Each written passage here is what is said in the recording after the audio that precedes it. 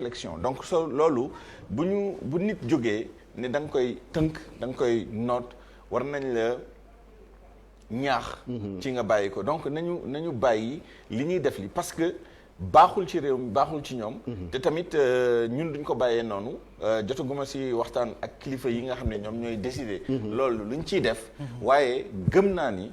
lii plus muy dem plus muy systématique non seulement il faut ñu arrêter ko ci nii ak ci nele waaye bu ñu ko bàyyee mu wéy tamit mën na jur musiba boo xam ne eggaguñ ci heureusement ñu ciy sant yàlla waaye lii bu ñu ko dakkalul mën nañ ci am lu ñu naqari te lu ñu bett. lu wér Mor Talla Gueye comme ni ko Souleymane waxee jéem a noppiloo journaliste moom on peut même reprendre l'édito de l'Observateur ci bu tey bi c'est peine perdue. c'est peine perdue loolu mënul am loolu également il faut nit ñi xam ni tey RFM matin dafa am. démb pourtant dañ leen attaqué mënoon nañ ni comme dañ ñoo attaqué dañuy toog te suñu kër mais dafa ñu ko dañu ñëw liggéey si info matin dafa am nit ñi 4 heures du matin la ñuy jógee seen kër ñëw fii pour liggéey si également waa RFM Mbacké dañuy continuer également di liggéey parce que loolu mooy suñu cër tout à fait je trouve que constat bi ñëpp def mooy Sénégal fi mu ne nii ay page sombre maanaam heure yu sombre lay dund heure yu sombre nag bu ñu koy dund il faut ñëpp delloo ci seen xel parce que démb bu ñu bàyyee sax wax ci journaliste yi nga seet li xew démb ci autoroute à péage bi ñu jël ñoo xam ni dañoo jugee voyage ak voyage ni mu méttee ay 9 heures de vol 13 heures de vol ñu dogale sa oto nangu say bagage génne la ci oto bi dóor la bàyyi la fa loolu dafa ñaaw ci deru Sénégal ñu daf ko ay étranger nag daf ko ay sénégalais te loolu pour man lu ñu war a ñaawlu la image Sénégal daal fi mu ne nii mën nañu wax ni ñi ngi koy gàkkal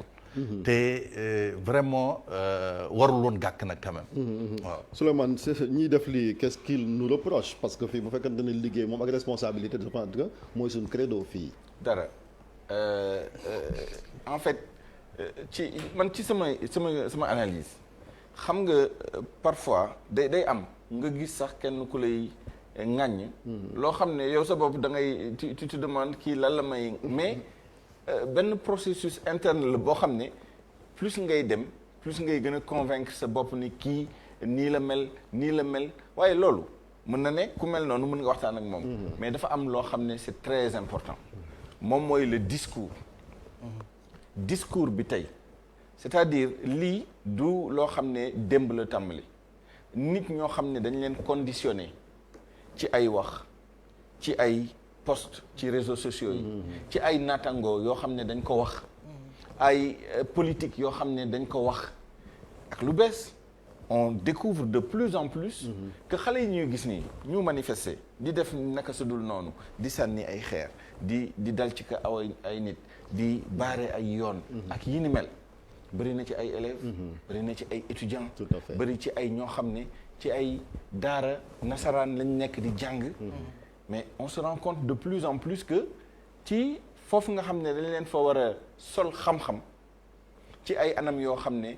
texte yi dañ ko bind ba mu leer am na déontologie am na nu ñuy jàngalee am na noo xam ne noonu la ñu dàqee yenn activités yi ci biir l'école bi ak ci biir l'université bi nit ñi dañ ko jéggi di fa def loo xam ne méngoowul ak ci suñu gis-gis mooy politisation de l'espace scolaire ak universitaire mais lu mu si mënti doon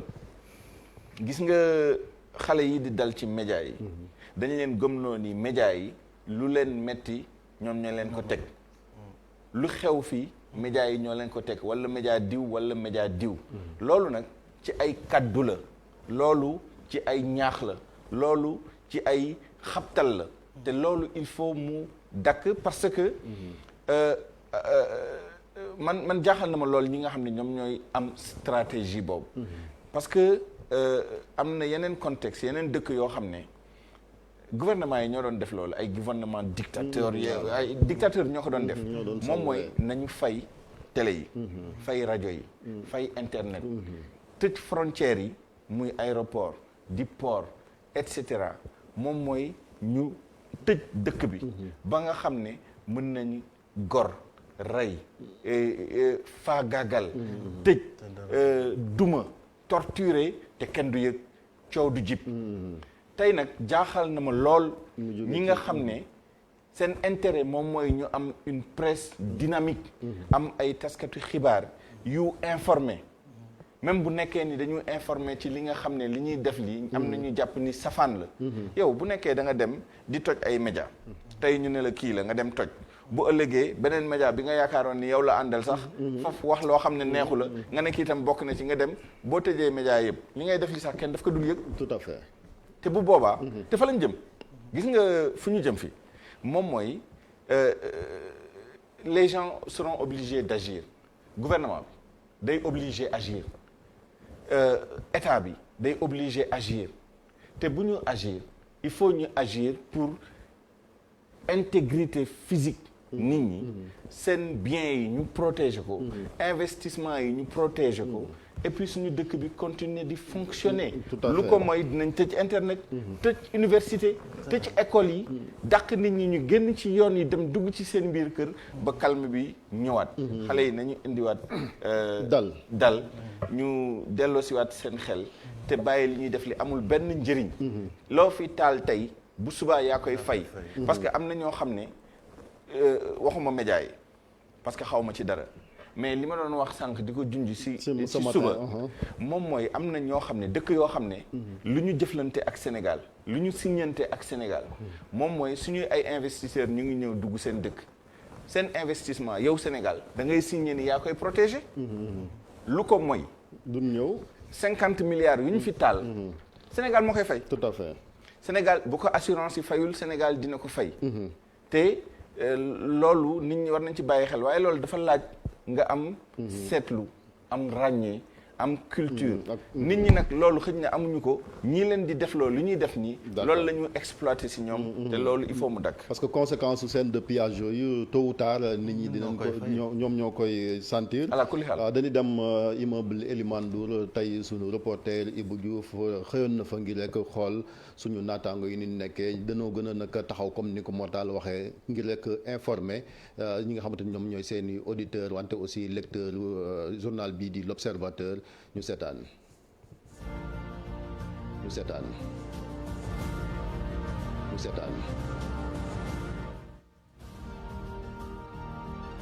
dal na ci waa RFM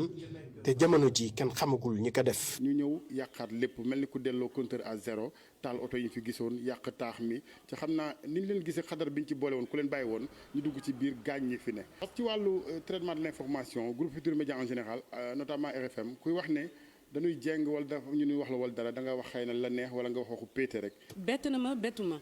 parce que live rek ci suba maa ngi ci doon waxtaan fii avec des responsables au niveau de la rédaction le fait que ma gis ñun ñi ñu doon comporté wu ak ñun les reporters sur le terrain ak yenn commentaires yi may gis ci internet bi mu surtout ci Facebook les commentaires incendiaires. bokk na nag ci nataal yi nga xamante ne ñu bëri soxlawuñu ko ci biir réew loolu rek tax na ba kilifa yi di woo ku nekk mu ànd ak dal. gis nga waa Auchan gis nga borom magasin yi commerçant yi borom oto yi ñuy taal seen oto waa Soleil yi n'est-ce pas ñu leen di massawu waa Dakaractu ba ñeneen ñi tiit sax ne dañ egg ci ñoom kon je pense que l'État doit prendre ses responsabilités. gannaaw quotidien national du Soleil ak waa Dakaractu waa RFM tamit am na rek ñu ko songoon ba tax na rek ñii nag dañu gis na rek faw kilifa yi jël ci dogal. ñi nga xamante ne ñoom ñooy suñu kilifa ñu yokk suñu kaaraange ndax loolu dafa nekk loo xamante ne ci biir convention des journalistes la nekk ci biir convention collective bi plutôt moom la nekk la sécurité l'intégrité physique. liberté bi ci la liberté sous toutes ses formes. waaw parce que boo ko amul doo mën a def sa liggéey te nag ñun liggéey bi ñuy def dafa laaj xel mu dal dafa laaj sago mais dafa laaj am les coups de France. gannaaw coow lii ànd ak ay manifesté yu bëri ci biir réew mi ñu ne nag taskatu xibaar yi daanaka sonal nañ leen trop loolu rek di firndeel lu aju ci wàllu liberté de la presse fii ci Sénégal. moom mi di caméraman amateur ci wetam. ay professionnels yu bàyyi ko biti réew. loolu mooy malgré li am gis nga ko ambiance bi am ci rédaction bi. ngay ambiance bon enfant. li ñuy wax ambiance bon enfant maanaam nit ñi dem nañu liggéey te amuñu benn préoccupation naan nit ñi dañ fay ñëwaat. donc quelque part li éditorial disons L'Obs bi wax rek mooy c'est peine perdue. maanaam xuqatal jéem a taqal der fii la ñu far yooyu yëpp du régler problème bi lii régler problème bi xale yi ñu bàyyi mag ñi nekk seen ginnaaw di leen teg xel ñu bàyyi disons li ñuy def parce que li ñuy def amuñu ci benn intérêt pour mu jëm kanam. te c'est peine perdue. comme ni ko Motal waxee Souleymane dafa am benn fausse impression boo xamante ni nit ñi doon koy am te loo xamante ni dans la réalité yow yaa ngi ci groupe bi nekk fi kilifa yaa ngi koy dund ñun ñi nga xamante ni aussi depuis 10 ans ñi ngi fi ñi ngi koy dund. amul benn influence boo xamante ni day jóge ci ay kilifa ñëw man loolu dama koy seede. c'est vrai que damay poser question mais am na loo xam ne bu jotee aussi il est important que ñuy wax dëgg gi parce que Sénégal dañu nekk ci réew moo xamante ni des fois da ngay dégg lenn li ci réseaux sociaux yi wala nit ñi ko waxtaanee ci mbedd yi. c'est pas la réalité moi j'ai fait 10 ans ici ci groupe Futurs Médias ci TFM bi am fi ay responsabilités la preuve mooy amul benn coup de téléphone sax waxuma la coup de téléphone maa ngi ko doon wax booba sànq te c'est une réalité bu jógee ci ay kilifa ne ma defal lii. jamais de la vie. parce que suñu réunion de rédaction boobu wax na ko xamul sax fan lañ koy defee sànq on a discuté xamul fan la ñuy defee la réunion de rédaction. maanaam liy jàll ci télé bi il le découvre en même temps que les téléspectateurs. donc ñi nga xamante ni ñoom ñoo fi nekk des fois di jàllale yenn messages yi du dëgg c'est pas la vérité. non c'est dama ci bëggoon yokk dara ndax ñun dañoo nduróog ñu ñàkk fayda wala dañu xamee ñàkk fayda suñu ay famille suñu ay fu ñu dëkk wala dañoo wala lan la ñu man parfois damay toog ba si ak damay am doute sax dama naan bon xëy na man dafa am lu ma def lu ma yëgul wala xëy na si diggante bi dama ñàkk fayda si diggante bi wala man li ma gëmoon dafa deñ wala yi nu mel damay wax sama bopp waaye li may wax lii c'est valable pour ñun ñëpp pour tënk ñun bu ñu xëyee dañu dem di ko wax nii sax day nduroog leneen ñun on n'a pas à se justifier voilà c'est ça on n'a même pas besoin de se justifier pour ñi xamul quoi parce que mais pour ñi xamul voilà il faut que les gens dañu xëy tous les jours muy rajo bi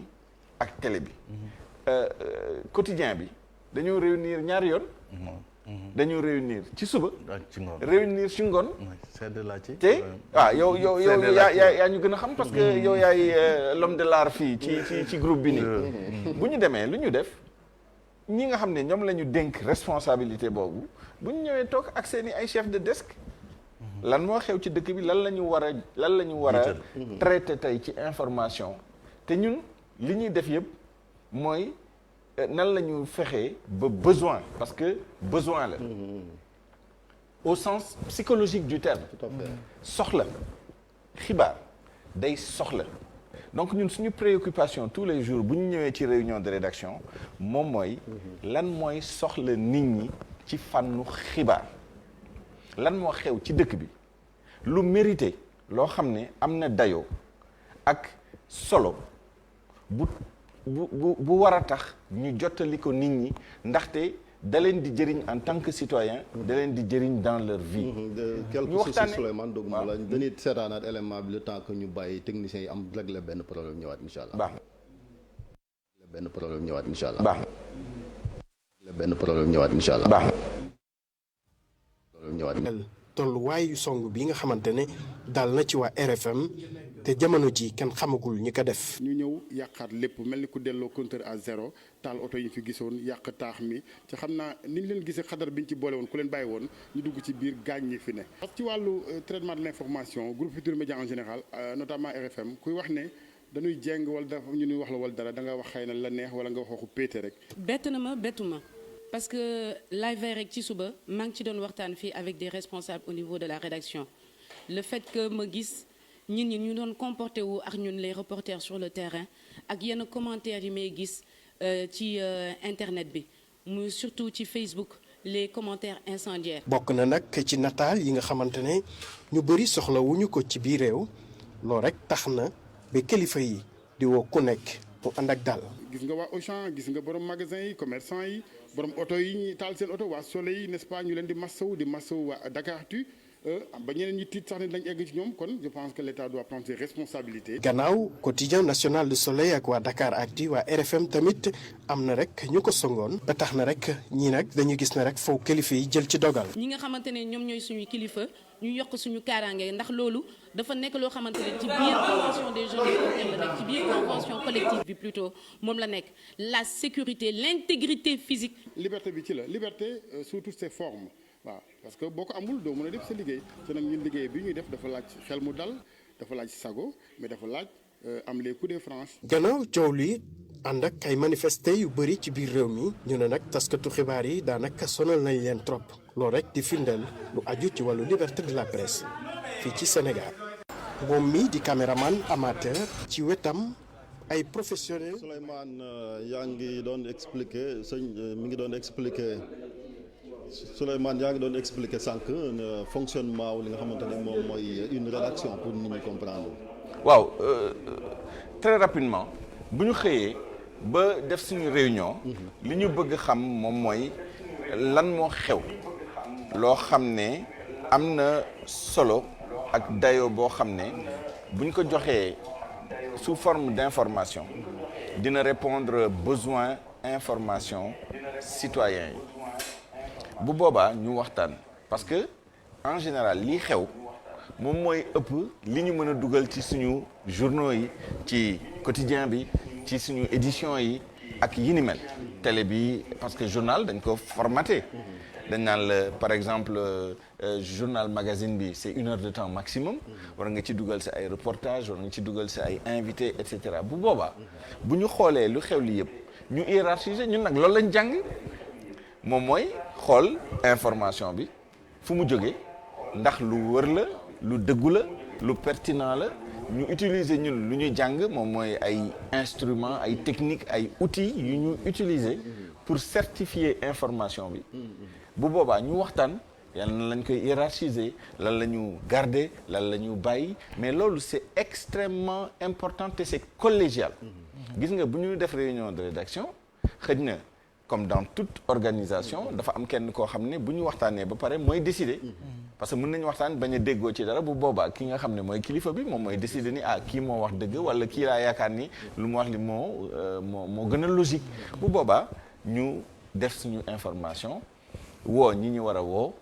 poser question yi ñu war a poser question proposer que sous le format bi gën lii ay reportage dañuy dem sur le terrain lii dañuy toog ci rédaction bi woo ay nit def ay kii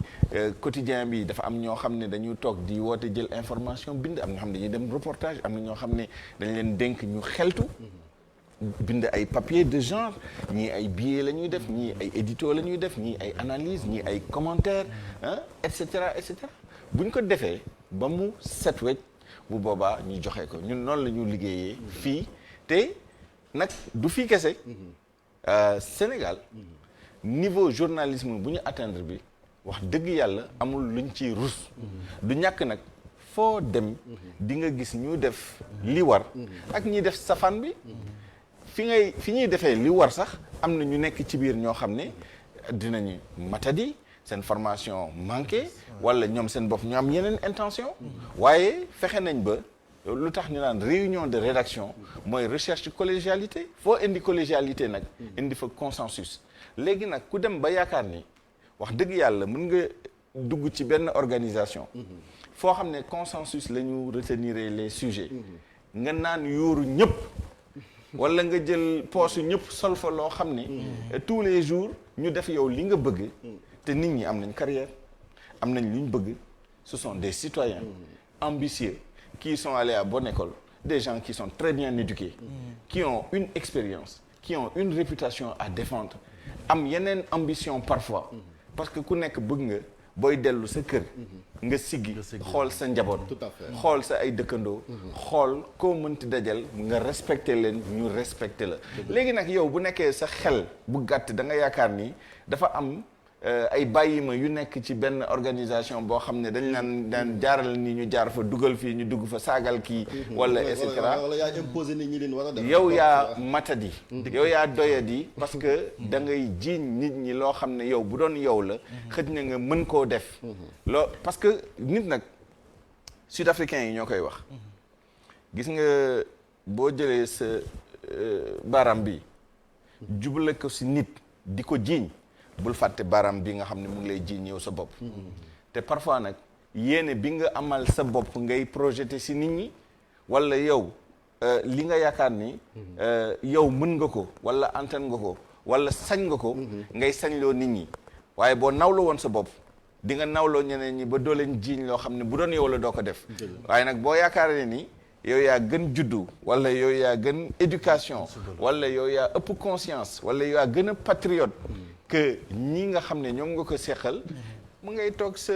ordinateur di bindu lu la neex di jiiñ et cetera c'est pas responsable du yëfu jullit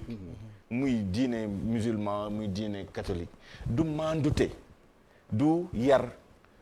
du wekk sa bopp parce que boo wegul sa bopp mënoo wekk keneen ki dëgg la. looloo indi problème bi Très bien. dañoo mënta wekk seen bopp moo tax ñu jiiñ nit ñi loo xam ne bu doon ñoom la xëj na ñu def ko donc loolu yëpp pour dire que vraiment côté boobu ñun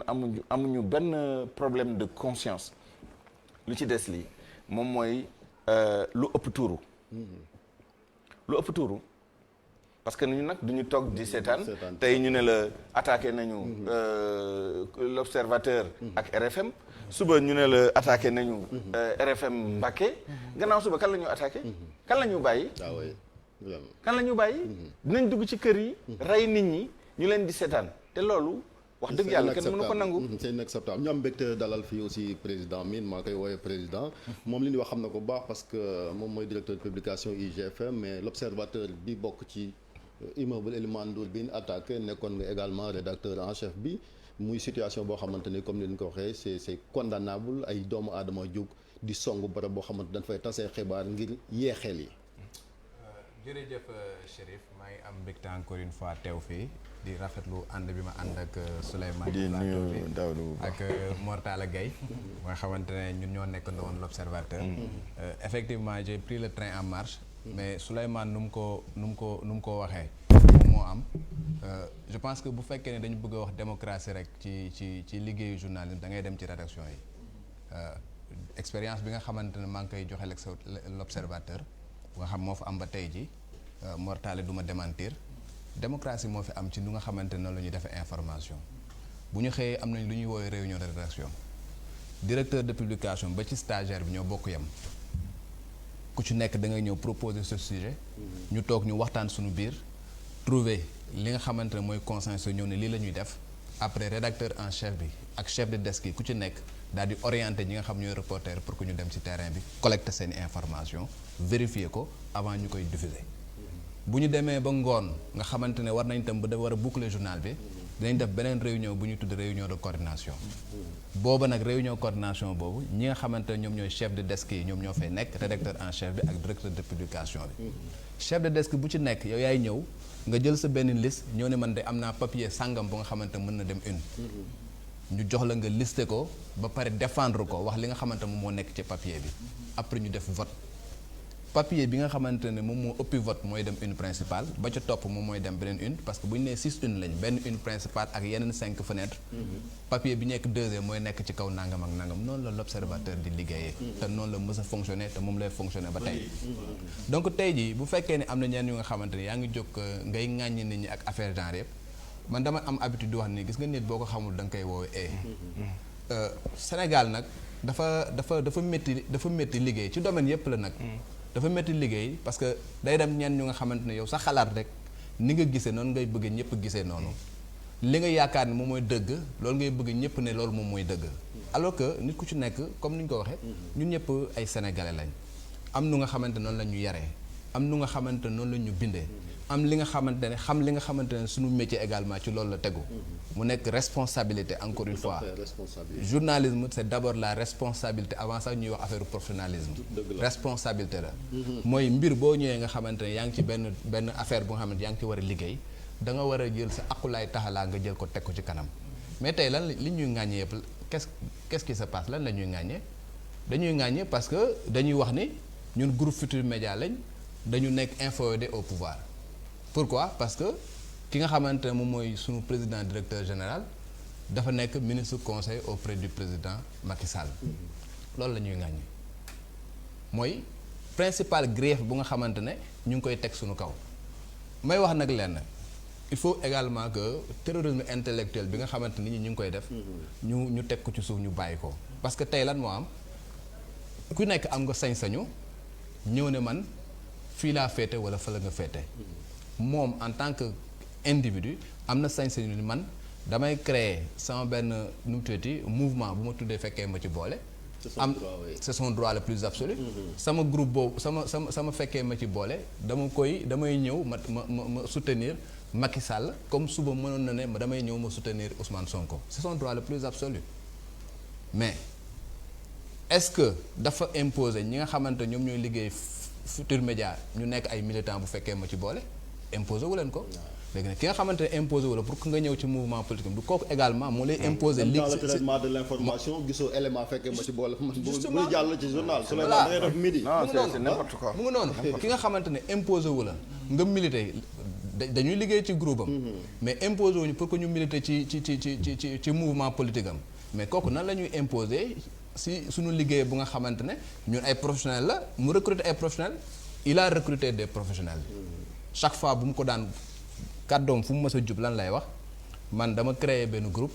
mais man ma chance est que je sais m'entourer de professionnels. loolu la mës a wax te loolu moo nekk lii dëgg également. tout à fait. si orchestre am ay professionnels moom la entouré wu du leen imposer lu ñuy doxal day ñëw ne ni lii la ñuy liggéey ñu ñëpp ku nekk si sa xam-xam nga def ko ci liggéey bi nga xamante ne liggéey journalisme bi également dafa ñëw recruter ay gens fu mu gis ne par exemple kii professionnel xarañ na ci kii mu dem jëli ko indi ko bàyyi la seen liggéey. li ci des nag moo di je pense que Souleymane wax na ko nit ñi man boog dama yaakaar ne soo may ŋàññi danga naan ma information bii nga joxe information bi du dëgg. ñu discuter information bii nga joxe ne dafa nekk information bu nga xamante ne baaxul ci askan bi information bii nga xamante ne da nga ko joxe suñu information biaisée loolu bu boobaa yow yaa ngi wax lu nga xamante ne sur le plan professionnel mën na ci ñu toog ñu débattre ji waaye nga ne ma de toute façon yéen vous êtes contre le peuple parce que vous êtes nangam ak nangam parce que c'est faux et archi faux dama am yaakaar que ni il faut que ñun ñëpp aussi ñu bàyyi xel que ni ñun ñëpp ay sénégalais lañ. nous avons intérêt à ce que Sénégal jëm kanam. nous ne pouvons pas être des pyromanes parce que ci askan bi lañ juddoo. ci askan bi lañ yaroo. suñu njaboot fi la nekk. suñuy yaay ñu ngi fi suñuy papa ñu ngi fi suñuy jabar ñu ngi fi suñuy doom ñu ngi fi nous n'avons pas intérêt à ce que dëkk bi tàkk et que chaque fois bu ñu xëyee suñu kër di ñëw di def suñu liggéey. suñu aqulaay taxalaa la ñu jiital te intérêt li nga xamante mooy intérêt peuple bi la ñu jubal. mais nag. que ma Samba wala ma Demba yaakaar ne waaw parce que bëgg na nga xalaatee nii xalaatee woon noonu day ñëw mu xupp la wala mu lay xooxatal c'est parce que mënul nekk c'est parce que peut-être da nga xamul ñi nga xamante ñoo ko sëkkal autant ki nga xamante mooy suñu njiit mënuñu defloo lu nga xamante ne naka sa dul noonu la autant également amul kenn ku nga xamante ne ci askan bi ku nga xamante ne mën nañu pousser ñu xalaate wala ñu waxee lu nga xamante ne dëppoowul ak lu nga xamante ne mooy suñu aqulaay taala dëppoowul ak li nga xamante ne suñu métier bi nga xamante ñun moom la ñu choisir moom la ñu digal pour ñu def ko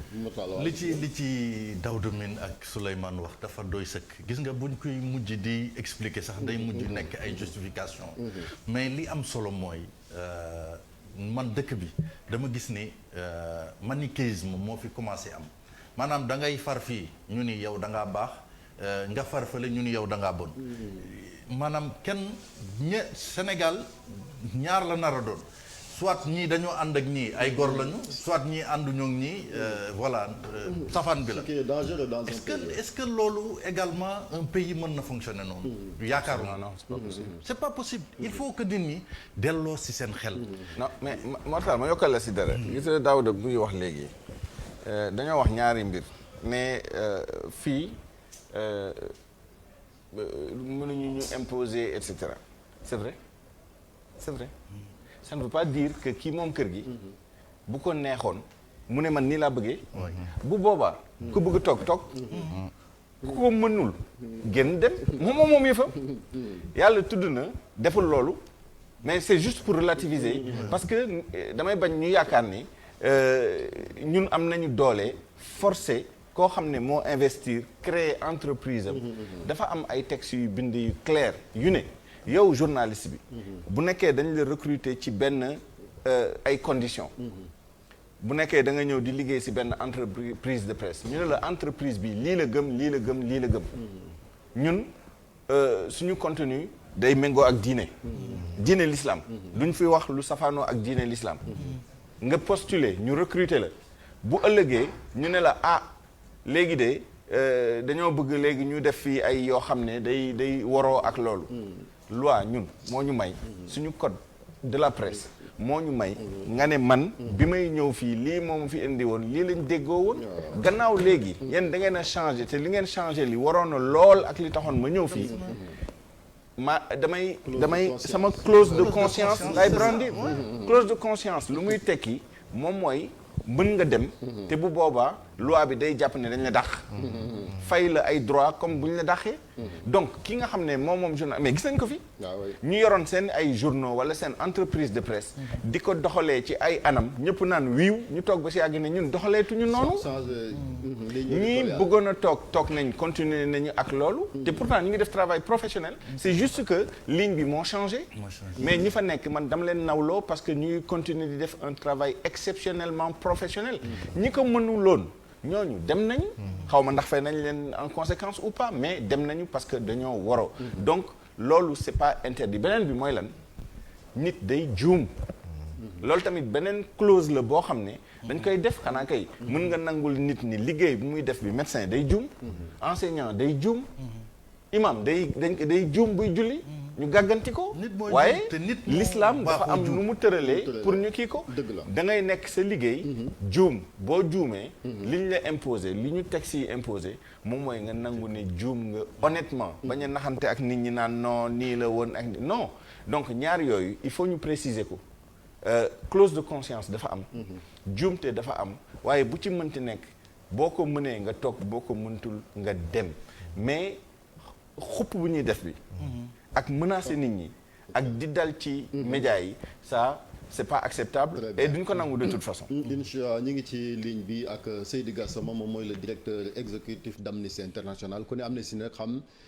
taxawaayam ci xeex ngir àq ak yelleefu doomu aadama ñu respecté ko Seydi Gassama maa ngi lay nuyu. waaw maa ngi lay nuyu di nuyu seen plateau bi. nga bëggoon a réagir ci li xew ay nit attaqué. loko groupe Futurs Médias notamment RFM ak l'Observateur ca Médina. waaw mun naa wax ne démb tëdd na ak naxar bu rëy parce que groupe Futurs Médias bi muy juddu ba léegi groupe la boo xam ne information bu équilibré lay joxe un groupe boo xam ne le fondateur s'est toujours évertué à recruter de vrais professionnels teg leen ci média bi ñuy liggéey bu rafet. te man bokk naa ci ñi mun a témoigner ne groupe Futurs Médias média la boo xam ne dafa ouvrir boppam à toutes les sensibilités politiques. à la société civile. ku nekk dina apparaître ci plateau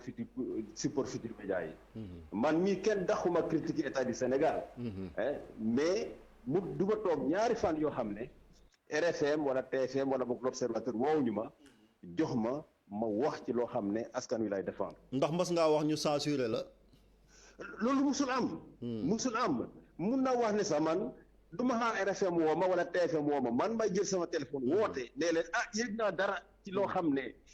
maanaam mu ngi lor askan wi wala boog baaxul ci askan wi. est-ce que mun ngeen ma may ma wax. démb rek wax nga ci affaire nervi yi ci élément journal bi fi jàll nga ñaawlu. absolument donc il faut que ñu àndaat daal ñu xam ne pluralité des idées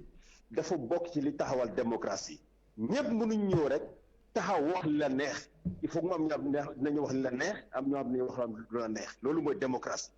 en tout état de cause il faut que ñu respecter médias yi il faut que ñu préserver médias yi. démocratie mënul am su dee am ñu ay médias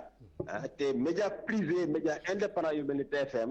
ñoom ñoo yóbbu démocratie Sénégal jëli ko fu mu newoon. andi ko ba tey n'est-ce pas ñu mun a am démocratie boo xam ne mun nañu wax référence la ci en Afrique kon. vraiment maa ngi ñaan nit ñi. ñu ànd ak daal respecter la pluralité des idées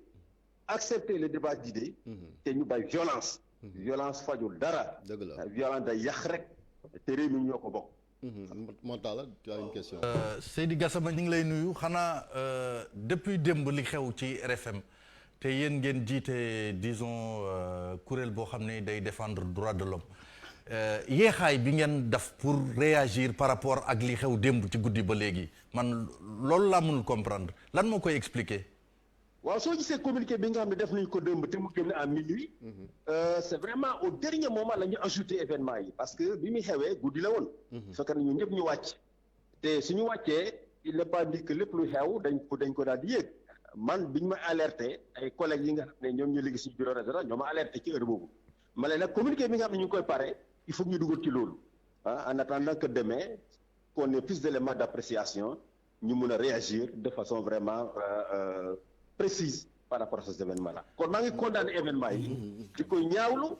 vraiment di laaj pour que ñu defal l'enquête ñoom ñoo ko def mu RFM ak ñeneen médias yi vraiment nañ leen identifier te ñu teg leen loxo. parce que on peut pas accepter que ay nit di ñëw di attaquer des biens privés. di attaquer ay médias di ko yàq.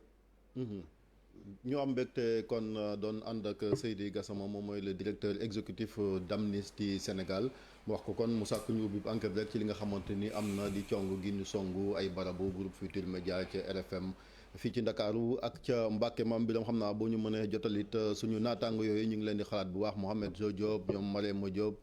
Oustaz Mamor Mbàkke ak ñi fay liggéeyee ñëpp parce que RFM tamit moom mooy première rajo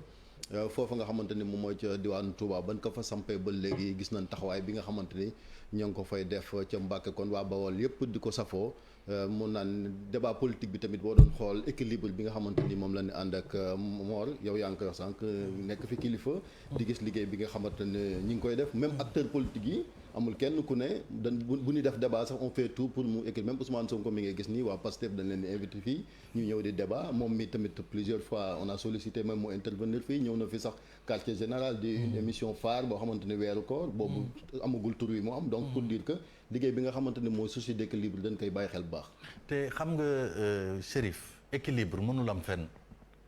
même nit ki koy jël naan da nga koy wutal équilibre mën na ñëw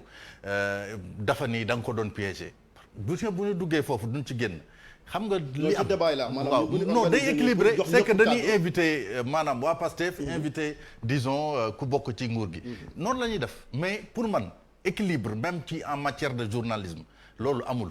xam nga li am mooy honnêteté mooy lan di liggéey te maanaam doo salfaañe maanaam valeurs yi ngay liggéeyee charte yi ngay liggéeyee doo ko salfaañe loolu moo am solo te ñun ci loolu la ñuy dox parce que pour man di wax sax ni keneen dafa nekk ci ginnaaw c'est insulter disons le professionnalisme des gens qui sont là ku mel ni Souleymane Niang kenn naatablewul parcours bi mu def Souleymane Niang dina ñëw parce que TFM lay liggéey muy excuse-moi muy ñàkk fayda par exemple comme li mu waxoon sànq ñu koy def loolu xam ne bëgg ko def Daouda mi naka noonu Assane Gueye bu ñu seetee ñi fi nekk am benn parcours boo xam ni ñoom personnellement dañ koy revendiquer mënuñu toog fii di accepter ñu ni nit dañuy def loo dara ñu koy nangu donc je pense nit ñi li ñu mën a wax te Souleymane wax na ko démb mu nekk loo xam ni dama ko retenir gis nga xale yi nan leen ñaanal ñu delloo ci seen xel parce que gis nga ku la mbéj comme ni mu ko waxee démb dama lay paraphraser wax na ko démb ci RFM ku la mbéj bul ko delloo gifle wala nga dóor ko kurpeñ mais da ngay téye loxoom ñaanal ko mu delloo si sagoom wan na ko da ngaa juum kon ni ko da nga juum ñu dem fële ca Mbàkke fekk fa Mouhamed Jo Diop moom mooy directeur station ba foofa Mouhamed maa ngi lay nuyu maa ngi lay fay Chérif Dia di nuyu ñi nga bokkal plateau bi yëpp également ci ban état ngeen nekk mbaa seen wér-gu-yaram dara laalu ko rek waaw ñu ngi sant yàlla bu baax physiquement xëy na amul kenn koo xam ne gaañ nañ ko ci station bi mais quand même il faut reconnaître que choc psychologique bi moom feeñ na bu baax a baax ki nga xam ne ñoom ñoo bokk ci rajo bu RFM Mbacké ñu ngi leen di li ko waral masawu moom mooy depuis ce matin ay nit ñoo xam ne ñoo ngi ñëw par vague successive di yàq li nga xam ne moom mooy locaux station bu RFM Mbacké première vague bi moo ngi ñëw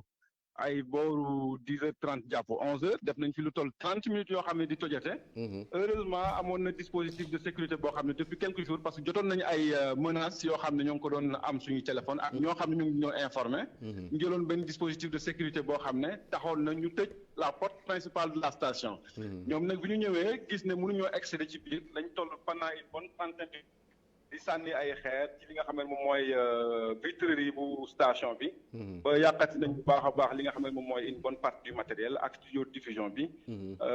waaye nag personnel bi dañu fexe woon ñu évacuer leen ci ginnaaw li nga xam ne mooy station bi ba tax na kenn ci ñëwut quelques minutes après daal la police ñëw intervenir ba dàqee leen ba jamono ji daal ñoo ngi ci dalandi pour le moment mais nag jot nañu ay xibaar comme quoi que ne il pourrait revenir moo tax ñuy sàkku ci kilifay policiers yu gendarme yi nga xam ne jokkoo nañu ñoom ñu mën a fexe ba assurer la sécurité des locaux de RFM Mbacké parce que lii mooy troisième attaque bi nga xam ne Chérif ñoo ngi koy nemmeeku au niveau de la station RFM Mbacké gannaaw élection présidentielle yi ñu weesu 2019 waaye également juin bi passé ci couvre-feu bi bi mooy 3e attaque ba nga xam ne RFM Mbacké ñoo ngi koy nemmeeku ci ñoom. te defuñu lenn li nga xam ne lu ñaaw la suñu liggéey donc la ñuy def de façon professionnelle. ñuy sàkku nag kilifa yi nga xam ne ñoo war a jël sécurité. ci nit ñi ak seen i bien ñu fexe ba sécuriser bu baax a baax les locaux de RFM Mbacké. rajo baa ngay tàkk Mohamed. oui Chérif. ma ne rajo baa ngi tàkk yéen a ngi émettre. jamono jii ñoo ngi en synchronisation sur Dakar. ak événement yi am. on va faire l'évaluation nécessaire parce que waxtaan nañu ak kilifa yi. pour ñu def un constat d'huissier également porter plainte contre X parce qu'on détient les images de ceux qui ont attaqué. déglu nañu également ay mort d'ordre yoo xam ne ñoom ñoo ko doon yëkkati. jot nañ lépp am na ay police également ñoo xam ne jàpp nañ leen. on va de concert avec les autorités à Dakar. porter plainte contre X gannaaw bi nga xam ne def nañu am constat d'huissier ba noppi. bu ko defee nag yoon def liggéeyam. nga xam ne attaques yi moom dootul amati ci ay citoyens yoo xam ne dañuy daan seen doole kese. defuñ lu dul rapporter les faits de façon professionnelle. ñu bañ di leen foqatal di leen fitnaal waaye également di taal seen bërëbu liggéeyukaay loolu moom dafa war a jeex ci réew mi. waaw loolu moo tax bi ñu waxtaanee ak kilifa yi au niveau de Dakar Alaaji Assane Gueye notamment ñu décider de du dépôt d'une plainte. dëgg la gannaaw bi nga xamee ne kon dañuy def constat d'huissier ba noppi. am na solo. maa ngi lay nuyu di la massawu di massawu sa personnel bi yëpp. di sant yàlla bi ngeen ci amulee gaañu wala lu ko yées nde sax xam nañ ni lii bu dalee sa kaw boo amul gaañu sa yaram tamit ni nga ko waxee ni dina am njeexital ci yow ci sa xel wala sa xel bu dal lu mu si mënta doon ñu ngi ànd ak yéen ci tiis bi di leen massawu ngeen xam ne ñu ngi ak yéen foofu presque noonu laa ko mën a waxee en quelque sorte lu si mënti doon yaakaar naa ni bakkan moo ëpp importance lu mënti ne tout à fait donc préserver leen seen sécurité li si des li gannaaw waxtaan nga ci ak El Hadj Assane te autorité groupe bi ñu ngi ci dox yaakaar naa ni lu si kanam réwalu bët dinañ jël certainement décision idoine yi mais ñu leen di encourager te ngeen xam ne ci yoonu dëgg ngeen nekk te ngeen bañ a changer lépp loo xam ne moo tax nit ñi naw leen ci seen liggéey bu rafet li des si moom mu ngi ci loxo yàlla na ko yàlla defar. tout à fait merci beaucoup Souleymane ci soutien bi en tout cas depuis ce matin soutien wu direction générale groupe Futurs Médias moom. ñoo ngi koy jot bu baax a baax. ci direction générale bi waaye ci direction également bu RFM c'est l'occasion ci sa tour ñu jaarale ko ci yow. remercier leen bu baax a baax ci taxaw bi di leen wax ne rek kontaan nañ bu baax a baax ci soutien bi également tax na wéetuñu benn yoon également. naam événement yi moom métti na lool sur le plan psychologique et sur le plan des dégâts matériels aussi. du courage mais on tient le coup grâce à vous. et puis yow tu es un ancien enfant de troupe comme Souleymane quoi ti gërëm nga jërëjëf en tout cas du courage noonu la ñu ngi leen di vraiment masaw bu baax a baax message de soutien yi nag bari na ñu ngi ciy jot ku mel ni ay Elentine sunu naataango. le doyen Pape Amadou Fall nekk fa li nga xamante ni mooy la Gazette professeur Penda Mbow Baba Tandian Patrice Sané bari na trop ñi nga xamante ni kon ñi ngi wane rek seen soutien ci groupe Futurs Médias xam naa rek dañuy tëj chapitre boobu ndax actualité bi comme ni ñu waxee ñun sax daanaka duñ tardé ci lii li si des yoon dina ko def su ko defee kon ñu wax li nga xamante ni moom moo xew ndax jamono ji aussi manifestation yi bari na trop ci dëkk bi Daouda Mine bala ñëw tëj ci chapitre bi nga xamante ni kon mooy affaire ñu tëj chapitre bi Souleymane dafa am lu mu waxoon sànq lu am solo lu muy tudde clause de conscience te Mor wax ko ni ñun par exemple ay professionnels bu ñu demee ba nga xamante ne mën nañu évoluer ci groupe bi c'est parce que gis nañ ci suñu bopp parce que gis sa bopp du question rek xaalis bi ñu lay fay weer wu dee parce que bu fekkee ne lay fay xaalis weer wu dee te yow fa ngay liggéey chaque fois ñu bafouer sa dignité boobaa également nit nga am nga nangam ak nangam donc tey bu fekkee ne yow yaa ngi ci groupe bu nga xamante ne yaa ngi fay nekk ay ati dafa liggéey c'est parce que gis nga fa sa bopp et puis sa conscience dal na foofu li koy waral nag mooy tout simplement ki nga xamante ne moom moo mettre en place ni nga xamante ne moom mooy groupe bi dafa bàyyi nit ñi ñuy liggéey ci seen teeyaayu xel encore une fois Youssou Ndour c'est un promoteur bu nga xamante ne dafa investi dans la presse depuis Mathusalem man groupe Comme 7 laa nekkoon avant ñuy créer groupe Futurs Médias groupe Comme 7 ba mu koy créer avec Baba Tandian la ko nu tudd déjà le matin lañ créé avec Baba Tandian groupe comme ça bi ñu koy créé avec Bara Tall la woon Cheikh Tall Dioum ak moom mu nekkoon fi lu nga xamante ne am jéego bu ñu fi defoon ba alternance bi am ak nangam ba mu ñuy créé groupe de presse am donc tey jii bu ñu demee ba nga xamante ne ñun ñu ngi fi nekk continuer di liggéey c'est parce que mi ngi ñuy bàyyi suñu teeyaayu bakkan pour que ñuy liggéey de la manière la plus professionnelle possible te amul kenn ku muy ñëw ne la defal ma lii wala defal ma lii voilà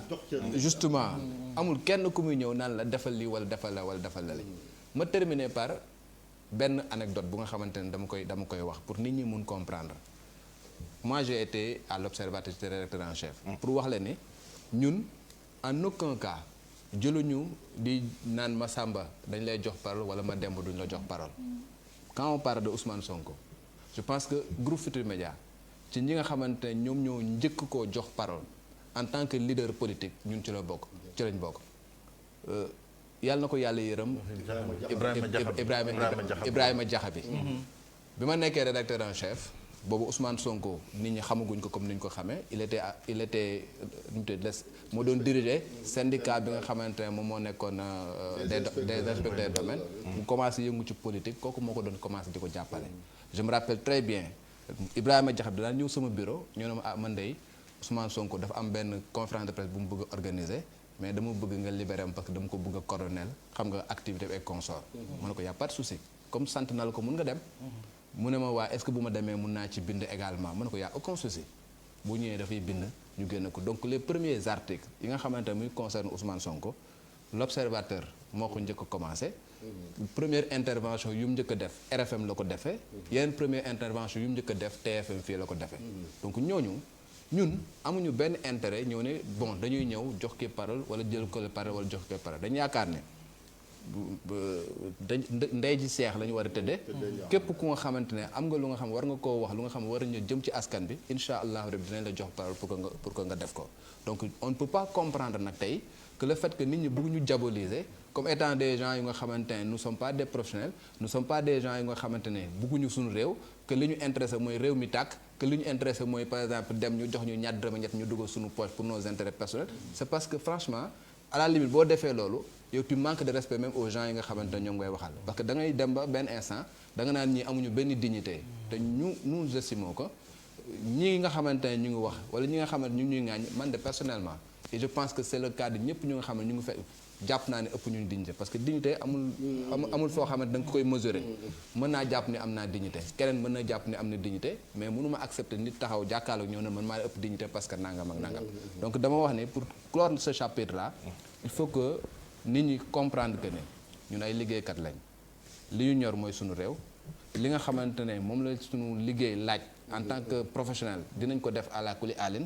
et que képp ku nga xamante yaakaar nga ni mën nga ñu tirer d'une manière ou d'une autre si benn côté bu nga xamante moom nga bëgg te dëppoowul ak li nga xamante ne suñu conscience moom la ñu jox te dëppoowul ak li nga xamante ne suñu liggéey loolu tëral mënuñu fa dem ak loo mën di def également mënuñu fa dem donc nañu dal def li nga xamante ne moom moo war xam nga liggéey bi ñu liggéey ku ci nekk def li nga xamante moom moo la war Sénégal jëm kanam. tey nag gis nga li ñuy wax lii nu mu bëree nii xëy na sax ñun day dina dem ba ci biir dafa mel ni ñun ñooy doyadil Sénégalais yi sax parce que en fin de compte boo xoolee logique bi li tax li indi violence bi en fait c'est un aveu d'échec parce que stratégie bi c'était pas la violence dans un premier temps c'était jeter le discrédit moom mooy di tuumal yaakaar ni ngay jël di tuumal di teg ci ndoddu groupe bi bu yàggee nit ñi dinañ seexlu groupe bi sib ko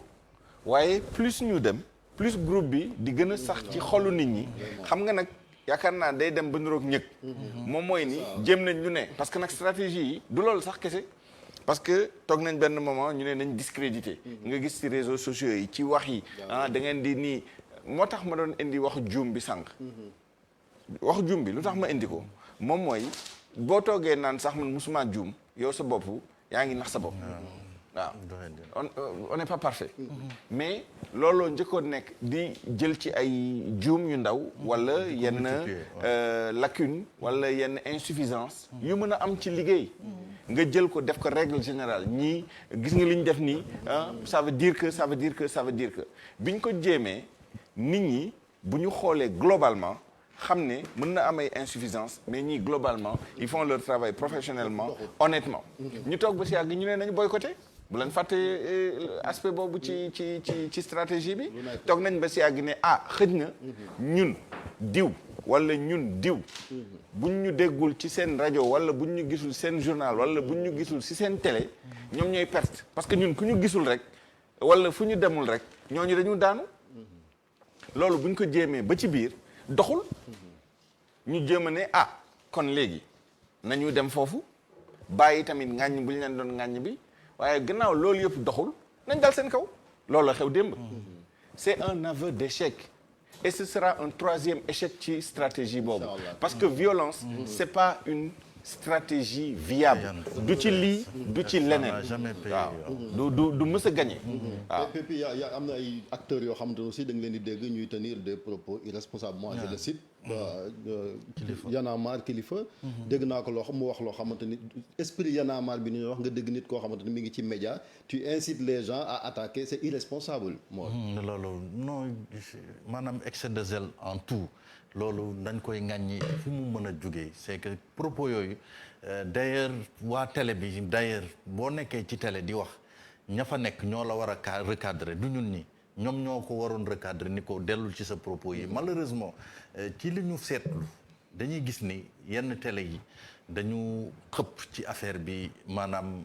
diwlin pour nit ñi di attaquer ñeneen ñi nga xam ni tëjaguñ leen te loolu pour man dafa attaquer la confraternité te ñun li ñuy unir mooy la confraternité ñu ni kii kat sama confrère la Daouda Mine sama confrère la Laye Mbow sama confrère la mais loolu mooy daf suñu disons fierté malheureusement loolu buñ ko bafoué ñun ñëpp ñu ngi ci danger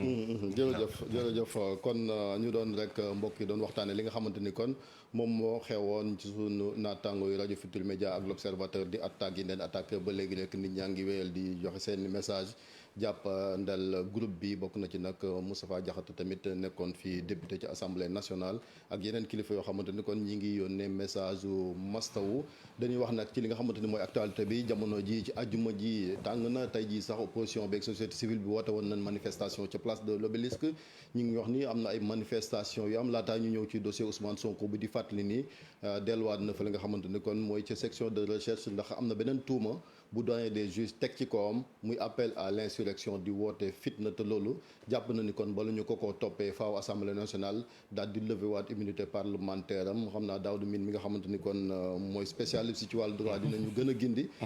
ci wàllu woowu laataa loolu Fatou Kiné Deme mi ngi ci bu mu jokkoo gi Fatou Kiné maa ngi lay nuyu. maa ngi lay fay bu baax a baax Chérif. foo ne. maa ngi féete fii ci boori Saint-Lazare balaa ngay egg Saint-Lazare. boo jugee Cheikh Béthio bi tourné jël tali bi mel ni ku jëm Saint-Lazare si VDN bi. fii laa nekk. lu fa xew xanaa rek di wax ni Chérif xam naa ci nga jëm mooy lu fi xew. li xew rek boobu ba tey ñu ngi gis nag ne wax dëgg neex yàlla tali bi ñu ngi ko baare fépp taal ay pneu oto yi nga xamante ne sax dañoo bëgg a jël VDN bi jàll tey VDN bi mi ngi nii vide. nit ñaa ngi fi doxantu nu mu leen neexee parce que tout simplement ñoom ñi nga xamante ne dañuy manifester ñi ngi taxaw ci VDN bi teg fi ay xeer ne benn oto du fi jàll oto yi sax dañu mujj di dévier ñii di jaari Sacré-Cœur di xool yeneen voies yu ñu mën a jaar waaye VDN bi dañu ko baare am na ci sax ay car rapide yoo xamante ne nii dañoo jëloon sens interdit bi di dem waaye mujjantal gi dañu leen mujj arrêté wàccee ñi nga xamante ne ñoom ñooy clients yi si nekk parce que nanguwuñu kenn jaar ci VDN bi muy nag ay manifestants yoo xamante ne ñu ngi fi taxaw soo jàppee tamit ci boori station bi mel ni ku jëm kër Cheikh Béthio foofu tamit ña ngi fa taal ay pneu pour wane rek ni manifestants yi daal fañ tegoon seen tànk ba nëga ni ñu ngi fi fii amul kenn koo xamante ne mën nga fi jaar tey Chérif Dia kon bàjjenu gox bi tey reporter la waaw tey reporter la maa ngi nii ci terrain bi waaye nag dama leen a dànd na sa xel dal dànd naa leen du sori ndax faaw ma mais dafa mel ni sa mbas mi dafa mel ni fàtte nañ sa mbas mi fan yii de fu mu toll mbas mi ci réew mi mbas mi daal xam naa ne doy na waa tey ji buñ la dee wax fu mu toll ci réew mi kenn du la ko wax nag ndax fi ne talatuñu ko nit ñaa ngi ci manifestation yi te jàpp naa ni Chérif boo moyul bu ñu jógee ci manifestation yi ragal naa mbas mi dina gën a yokk ndax xam nga dajaloo la ñuy bañ te manifestation yi dafay dajale ay nit te jamono ji nga xamante ni ñi ngi wax mbas mi ñi ngi wax nag Sénégal jot na sax yeneen ñaareelu dose yeneen i dose ci vaccin waaye déggoo kenn koo xamante ni tudd nga maa nga yëy yàbbi ci wàllu dose yooyu man daal yaakaar naa ne li gën a am solo ci Sénégal fi nekk nii mooy nañu bàyyi xel mbas mi bu baax a baax. ndax ñi ngi manifester dëgg la ay bakkan a ngi rot waaye tamit mbas mi bu ñu ko fàtte benn yoon Chérif Dia. jërëjëf kon soxna Fatou Kiné Deme kon fii bu reporter beeg dugg kon mu daal di rek gunge ñi ci wàllu woowu vie bu fekkante ne aussi avocat Ousmane Sonko bi pare na mën nañ koo déglu laata kon ñu analyser rek dossier bi comme ni ko suñu naataango Libération yi di waxee une affaire dans l'affaire parce que dafa mel ni kon am na leneen lu yokk rek ci li nga xamante ni moom mooy charge yi pesé ci koom ginnaaw kon biñ koy jëlee ci fajar fële ci section de recherche yóbbu ko ci doyen des juges laataa loolu daaw da ci dossier bi juge 8e cabinet moom moo ko yoroon ñu ne dafa dessaisir loolu lu ñu ko mën a comprendre. waaw xam nga da nga gisoon Ousmane Sonko amoon ay déclaration yu nga xamante ne defoon na ko. ba ne moom wóorul juge bi. ba en un moment donné mu ne woon sax dafay bind benn lettre bu nga xamante ne mi ngi koy adressé procureur général près la cour d'appel pour récuser ki nga xamante ne moom mooy juge du 8e cabinet effectivement lettre boobu amoon na mais biñ demee bi ci biir bu fekkee def nañ lettre boobu taxul. dossier bi jóge ci loxo kële parce que dafa am ay dispositions yu nga xamante ne moom la code de procédure pénale teg muy article 650 bu code de procédure pénale dafa wax ni yan mooy élément motif yi nga xamante ne mën nga récuser ab juge que mu nekk juge ne damay fàttali ni que mu nekk procureur bi kenn mënu ko récuser waaw les magistrats du parquet kenn mënu leen récuser y a que les magistrats du siège moom la ñu mën a récuser mais loolu article 655 dafa wax lan moo tax nga mën leen récuser mooy bu fekkee ne am na lien de parenté bu nga xamante ne am na entre ki nga xamante ne moom lañ topp ak ki nga xamante moom moo accusé wala soxnaam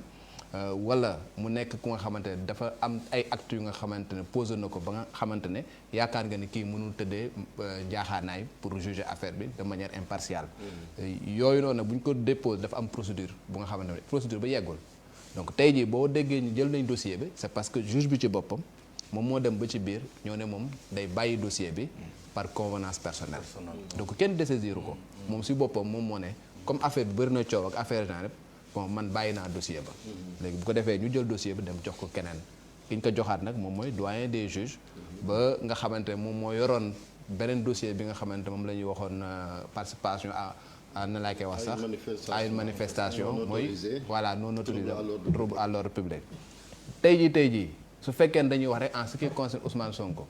amul benn dossier bu mu amagum ci justice su fekkee ne dañuy wax droit amagul benn dossier bu mu amagum justice parce que amul benn inculpation bu nga xam tegagum nañ ko ci kawam que mu nekk ci dossier viol bi que mu nekk ci dossier bi nga xamante moom moo nekkoon nu mu tuddati ci doyen des juges que mu nekk liñ ko mujjee jàpp ni pour trouble à l'ordre public tant que inculpé guñ ko inculpation mooy notifier ko ay charges ñëw na ko lii lañ lay toppee li nga dégg ñuy wax yëpp xam nga c'est des actes préparatoires xam nga enquête préliminaire amoon na procureur daf na réquisitoire introductif viser un certain nombre d'infractions mais tant que moom woowuñu ko ne ko Ousmane Sonko en présence de ses avocats notifié nañ la charge sangam amul benn tuuma bu tegoogum ci kawam donc tey jii kenn mënagul wax ne y a un dossier concernant Ousmane Sonko bi biir justice. mais juge 8e cabinet bi avant muy dessaisir. jot naa auditionné quand même plaignante bi ak borom salon bi. nii mu décider dañuy reprendre tout à zéro wala kee day continuer. non kële bu jëlee dossier bi moom aussi dafay commencer waat liggéey parce que bu fekkee ne dañ ko jox parce que bu dessaisir li nga xamante ne moom mooy réquisitoire introductif bi procureur day jël réquisitoire introductif jox ko dossier ba. na mu joxe woon que le réquisitoire introductif noonu lay jëlewaat kii jox ko réquisitoire introductif et réquisitoire introductif da koy ñëw ne ko damaa bëgg nga toppal ma diw ak diw dama bëgg nga inculper leen nga teg leen charge sangam xam nga sur la base article sangam du code pénal damaa bëgg en définitive que nga placer ma ko sous mandat de dépôt mooy yóbbul ma ko kaso wala nga placer ma ko sous contrôle judiciaire mooy bàyyi ko mu dem mais bu mu génn territoire national xam nga chaque fois dafa war a ñëw pour justifier que mu ngi fi bu amoon passeport da ngay nangu passeport bi pour au moins mu wóor la ni mu ngi ci territoire national et heure boo ko soxlawee nga mën ko woo mu ñëw mais loolu réquisitoire introductif bu ñu ko defee ba pare après instant boobu lay doog a convoqué tey ji boo gisee dans l'affaire bi nga xamante moom mooy li ñu jàppe woon les 21 manifestants là bañ inculpé leen placé sous mandat de dépôt yaa ngi dégg ñu ne juge d'instruction bi mi ngi demandé à ce que ñu lever waat immunité parlementaire Ousmane Sonko parce que li ñu lever immunité parlementaire ci affaire viol ba la war ci affaire viol ba mi nga xam 8e cabinet moom moo ko yoroon léegi moom comme dossier boobu moom moo ko yor mu defoon jëloon délégation judiciaire jox ko waa division des investigations criminelles si lañ jàpp après ñi nga déggoon ay ñoom Guy Marius Sagna ay ñoom Birame Souleye loolu yëpp ci délégation judiciaire bi nga xamante ne doyen des juges defoon na ko ci affaire bi nga xam mooy manifestation yu amoon altine après la déclaration bu Ousmane Sonko dimanche boobu donc pour wax leen ni tey ji pratiquement ñetti dossier moom mooy am dafa am dossier viol bi nga xamante ne moom moo njëkkoon 8e cabinet yoroon ko moom après les premières manifestations bañ jàppoon ay 21 personnes ñooñu noonu mu nekkoon beneen deuxième dossier moo am doyen des juges moom moo ko yoroon tey jii li nga xamante ne moom la ñu ko jàppee barki Dembo Ndiaye muy trouble à l'ordre public également te actuellement ni mi ngi garde à vue bu ñu ko déféré procureur de la République également mën na jël réquisitoire introductif xam nga ñun ti faat ko ay charge mu nekkaat ci benn jour mu nekk 3 dossiers actuellement ni mooy lu nga xamante ne njort nañu moom mooy am mais dara am gu ci parce que notifié guñ ko mais gis nañ Assemblée nationale sur procédure mi ni mu yéexe au moins une dizaine de jours en tout cas bi ñu levé immunité parlementaire concernant plainte bi ci viol bi jël na au moins fukki fan lii mi ngi ci garde à vue dañ ko fay téye ba léegi le temps que assemblée càmbar loolu non déedéet assemblée nationale am na lu nga xamante ne def na levée de l'immunité parlementaire d'abord muy affaire viol bi léegi juge d'instruction bi mi ngi yor dossier affaire viol bi donc dossier viol bi lay doxal en attendant yeneen actes yi nga xamante ne kii na ñu mu continuer ko tey jii li mu ko convoqué woon ci affaire viol bi la ko convoqué woon reporté nañ ko jusqu'à lundi parce que daf ko war a notifier ay charges da ko war a inculper mais pour mu inculper ko da koy notifier comme amul woon enquête préliminaire le concernant day ñëw déglu ko ci li nga xamante moom mooy plainte bi nga xamante Adji Sarr déglu woon na ko defoon na ko tey ji boo xoolee déglu na ko pendant 15 minutes en l'absence de ses avocats amoon na tension sax voilà mais déglu boobu mu ko doon déglu en l'absence de ses avocats da koy déglu en tant que témoin parce que amul enquête préliminaire ci procès verbal d'enquête préliminaire bi amul fenn fu ñu déglu woon ki nga xamante ne moom mooy Ousmane Sonko juge bi bu ko woowee naan ko lii lañ la tuumaal li ñu la tuumaal lan ngay wax ci loolu par rapport à ça bu ko neexee mu yëy yàbbi ci bu ko neexee mu bañ ci yëy yàbbi léegi nag juge bi bu amee intention nu mu tuddati inculper ko da koy notifier que dama lay inculper mais ma lay inculper c'est en présence de tes avocats léegi nag loolu moom moo am tey léegi nag bi mu ñëwee wax ko loolu nu mu tuddati Ousmane Sonko à 24 heures pour se concerter avec ses avocats pour préparer li ñuy woowee première comparution léegi nag comme suba samedi la ñu def affaire bi lundi à 9h donc lundi à 9h buy ñëw avec ses avocats lay ñëw et c'est sûr que juge bi va lui notifier des charges va l'inculper et va prendre une décision après ndax da koy placer sous mandat de dépôt wala da koy placer sous contrôle judiciaire mais en ce qui concerne le viol moom xam nga lundi Ousmane Sonko somb dinañ ko inculper. moo tax doon na am solo ñu jot avocat Ousmane Sonko parce que quand même maître Khoureychi Ba man li mu wax ban loolu dama xaw a ëlëm tuuti mooy moom ci ñi maanaam défendre Ousmane Sonko la bokk. dañuy clientam muy leaderu Pastef bi. 23h lañ ko notifié mandat d'amener pour disons ñu jël si ko mu wuy ji mais dañu xaar ba 4h du matin. waa GIGN daal di koy yóbbu tribunal 7 heures benn avocat ci ñoom daal di dem section de recherche ñu ni ko yóbbu nañ ko tribunal 9 heures ñoom ba 9 heures xamaguñu woon fu mu nekk donc quelque part loolu est-ce que ci procédure yoon nangu na ko je pense peut-être avocats yi waroon nañu am peut-être accès ci ñoom pour ñu wax ñu affaire boobu nu mu demee parce que xaw na doy war daal ci mi ngi monté élément bi xam naa kon bu paree rek reporter bi ñu teewaloon ci palais de justice tey jii suba bu ko defee mu daal di ñëw Souleymane mu mel ni kon dossier bu complexe la parce que mbirum viol lan waxoon mais dafa mel ni depuis manifestation et convocation Sonko bi xaw nañoo fàtte loolu yaakaar naa benn ci conclusion yu ëpp solo ci déroulement événement yi actuellement loolu la moom mooy dossier bi waroon coow li yëpp dem na ba kenn waxatu ci dara moom mooy dossier viol bi loolu ndax lu Ousmane Sonko ak i avocat am ak ay àndandoom lu ñu bëggoon la loolu laaj la boo xam ne tontu bi xëj na li ci kanam rawli bët est-ce que lu mu amoon intérêt la c'est-à-dire ndax loolu njëriñam la c'est-à-dire ñu wàññi wax ji ci li nga xam ne moo taxoon ñu njëkk yëkkati coow bi moom mooy jiiñ buñ koy jiiñ siif soxna soosu di Adji Sarr te ñu xam ne Sénégal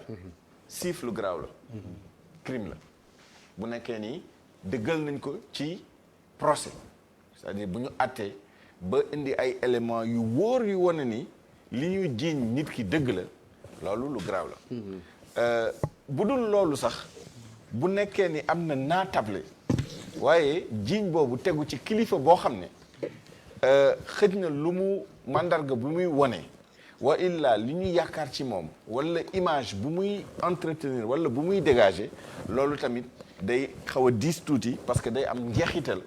ci ni ñu koy xoolee ni ñu koy gisee ak xëj na carrière am nu muy doxee parce que nag bu ñu fàtte ne Ousmane Sonko en l'occurrence ci question yooyu question morale yi dafa am taxawaay bu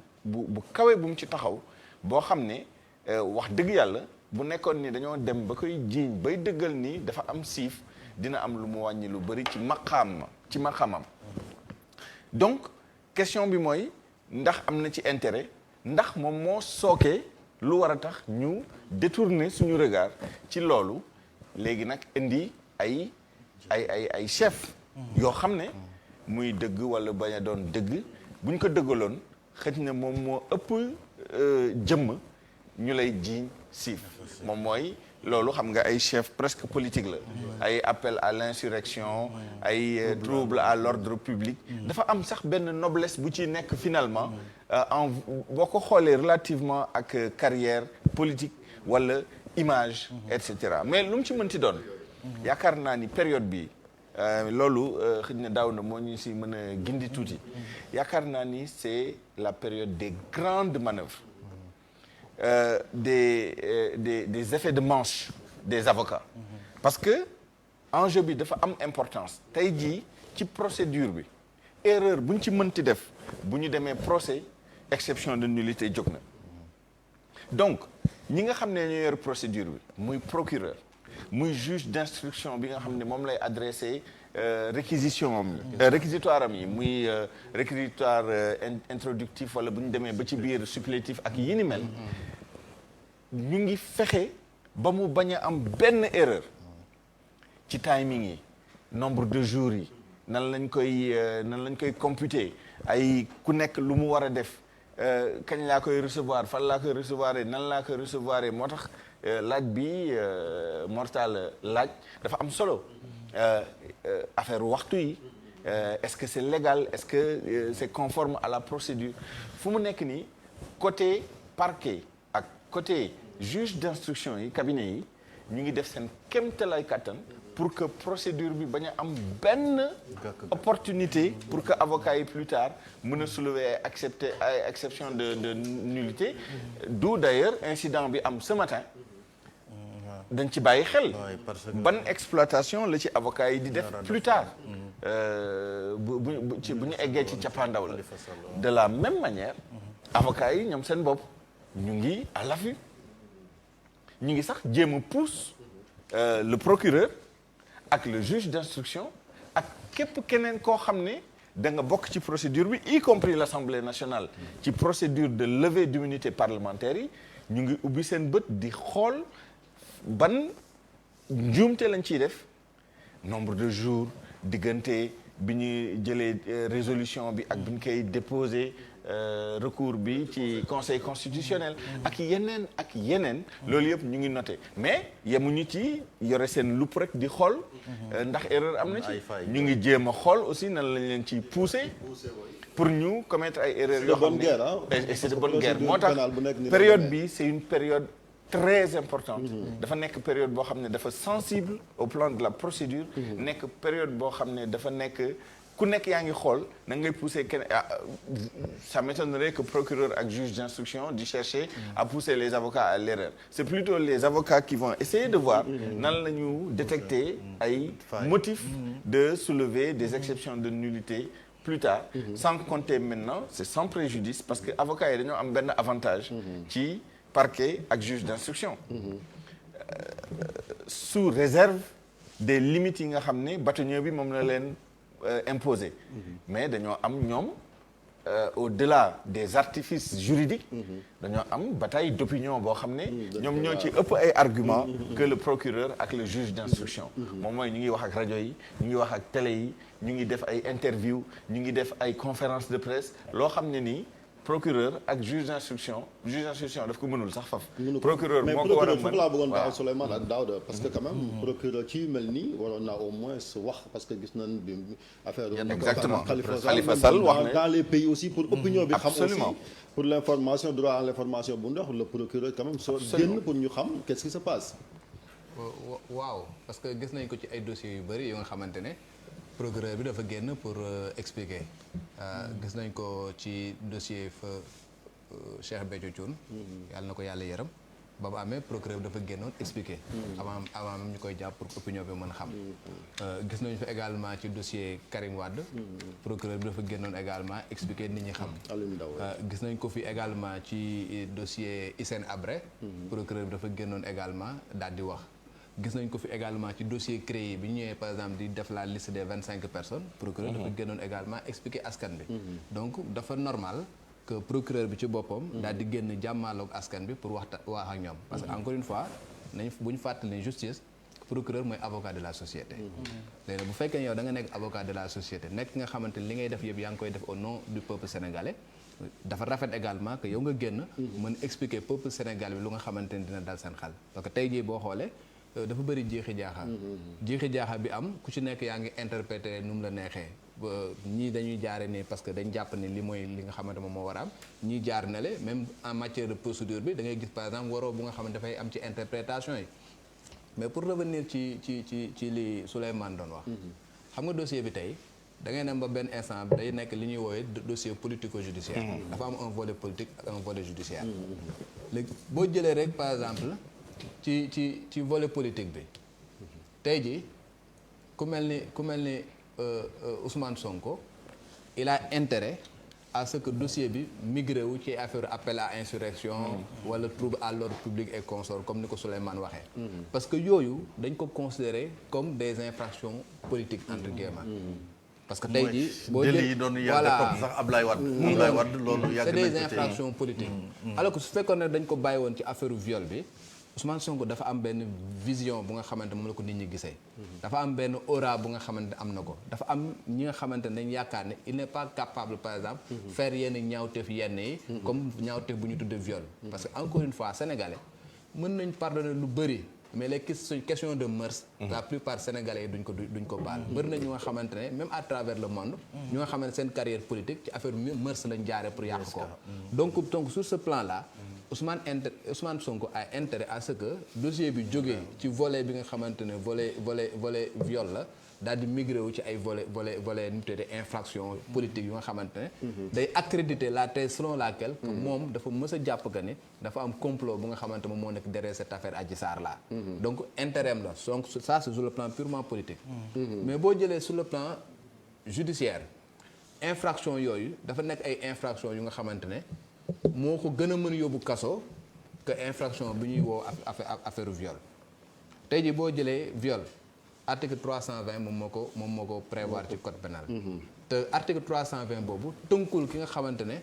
moom mooy juge d'instruction bi voilà juge d'instruction bi su fekkee ni procureur dafa viser le viol muy article 320 amul obligation yóbbu ko kaso amul obligation bi la preuve juge du 8e cabinet entendre na ki nga xamante ne moom mooy la propriétaire du salon Sweet Beauty procureur de la République mandat de dépôt la demandé woon xam nga contre ki nga xamante moom mooy la patronne de Sweet Beauty ak X bu nga xamante identifié nañ ko plus tard comme étant Ousmane Sonko mais da ko inculpé ba pare placé ko sous contrôle judiciaire placé ko sous mandat de dépôt donc article boobu c'est pas un article contraignant en revanche su fekkee ni dem na ba nga xamante ni migré wu na dem ci appel à l'insurrection wala mu dem ci appel à trouble à l'ordre public instant boobu le juge d'instruction dafay am les mains liées dafay am obligation c'est automatique dafay am obligation jël Ousmane Sonko yóbbu ko kaso parce que article 139 bu code de procédure pénale daf ne su fekkee ni procureur dans son réquisitoire introductif dafa viser les articles 56 à 100 56 à 100 appel à l'insurrection foofu la nekk trouble à l'ordre public foofu la nekk bu fekkee ne dafa viser article yooyu 56 à 100 wala l'article 255 bi nga xamante moom mooy wax diffusion de fausses nouvelles bi nga xam moo yóbbu Boubacar Seye prison le juge d'instruction est tenu noonu la ñu ko bindee de placer sous mandat de dépôt donc day am les mains liées donc ce qui fait que tey dossier Adji Sarr mënoon na bañ a yóbbu Ousmane Sonko prison. mënoon nañ ko inculper place ko sous contrôle judiciaire. mais trouble à l'ordre public bi ak appel à l'insurrection bi nga xamante dañ ko koy collé à la kuli àllin da koy yóbbu prison. donc pour wax la ni sur le plan politique. comme ni ñu ko waxee viol bi da nekk loo xam ne du ko arrangé mais lii nga xamante ne moom mooy sur le plan judiciaire yenn infraction yi ñu ko collé dafay nekk infraction yi nga xam da koy yóbbu kaso. ñu dem ca Ndar fekk fa sunu reporter Ousseynou Diop Ousseynou ñu ngi lay nuyu. maa ngi lay fay. seen dëkk ba xëy na tàng. waaw dëkk bi ñu ko waxee rek dëgg la sant bi parce que xam nga ni démb lañ ko tàmbale woon ci bëri bi fi nga xamante ni mooy Pikine Angleterre bi ci tàmbale tey jii nag ñi yow ci suba ci Chérif Dia jàpp nañu képp koo xamante ni rek élève la dañ la gis ci nga xamante ni mooy fi nga nekkoon élève nag nit ñi dañu daal di dem ànd ak ñi nga xamante ni tey ñoom manifesté ngir ñu mën a libéré Ousmane Sonko dem baare pont Faidherbe bu Ndar ci baare pont bi nag dañu ko taal ay pneu ci entrée pont bi ak ci sortie pont bi mu nekkoon nag ci jafe-jafe boo xamante ni jafe bu mag la ndax nga xam ne Ndar pont bi moom mooy xol bi ci lu jëm wàllu jafe-jafe boobu nga xam ne amoon nañ ko moo tax kenn mënu woon dem kenn mënu woon bees ñu lay taal ay pneu waaye ci lépp loo xamante ni ma nga fóot ñu daal koy sakkaat ñoom nag ñi nga xamante ni ñooy ñu doon manifesté dañu ñëwaat dem ci siège APR bi nga xamante ni moo nekk ci Ndiolofène foofu dañ ko taal ginnaaw loolu itam ñu dem fële nga xamante ni mooy ci Rue du Faye nag bu ñu ko demee fay leen police yu fekk bu ñu ñëwee dañuy jàmmarloo ak ñoom policiers yi dak oto bi nga xamante ni dañ ci nekkoon jàppal ni ñii di xale yi dañ ko mujj taal oto bi dàq policiers yi nga xamante ni ci nekkoon ñoom ñu mujj nag dem ci benn station boo xam ne station rajo la fii foofee la ñuy mujj ci téye leen ko ba seen moo mi ñëw kon daal Chérif li ñu mën a wax mooy depuis ce matin Ndar moom li ñu mën a wax jàpp ko mooy dëkk bi fépp mu ngi tàkk xale yi ñu ngi génn wala seen naxtaan ba instant bi may wax ak yow ba léegi ñu ngi ci mbedd mi Chérif. jërëjëf kon Ousseynou Diop ñu ngi lay sant la gërëm ca Médina aussi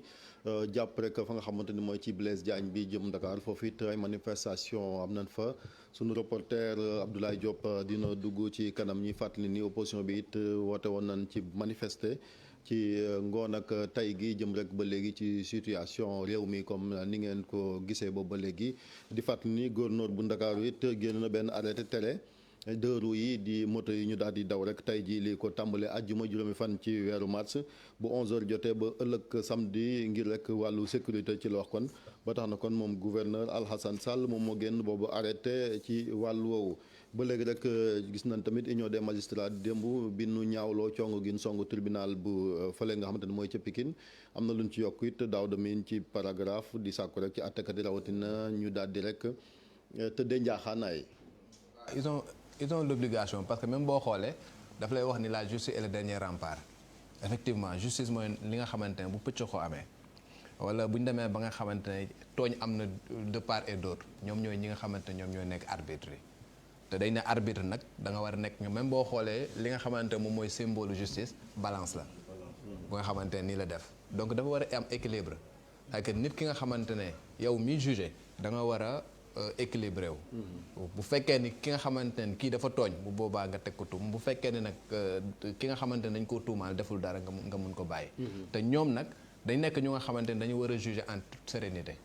waruñu topp peut-être coow li nga xamante ni dafa am waruñu subir pression ak fu mu mën di nekk que mu nekk pression de la rue que mu nekk pression politique bu mu mën di doon ñoom comme ñoom ñooy arbitre yi dañu war am seen sérénité bu nga xamante ne dossier bi bu ñëwee ñoom ñu xool sur la base des éléments yu nga xamante ne dañ leen ko jox parce que encore une fois ñoom dossier la ñuy yor te dossier boobu man peut-être xaw ma li nekk ci biir keneen xamul lu ci biir même avocat yi peut-être am na pàcc bu nga xamante moom la ñuy xam ci dossier boobu mais ñoom nag dañuy yor élément dossier yépp bu ñu jëlee élément dossier yëpp ak interrogatoire d'audience bi nga xam dañ koy def ak audition yi nga xam dañ koy def ci loolu la ñuy basé wu am seen opinion par rapport à ça et puis décider en dernier ressort. ñu jël Ndongo Ka dafa mel ni mi ngi ci ligne bi moom moo ñu nekkal ca banlieue bu Ndakaaru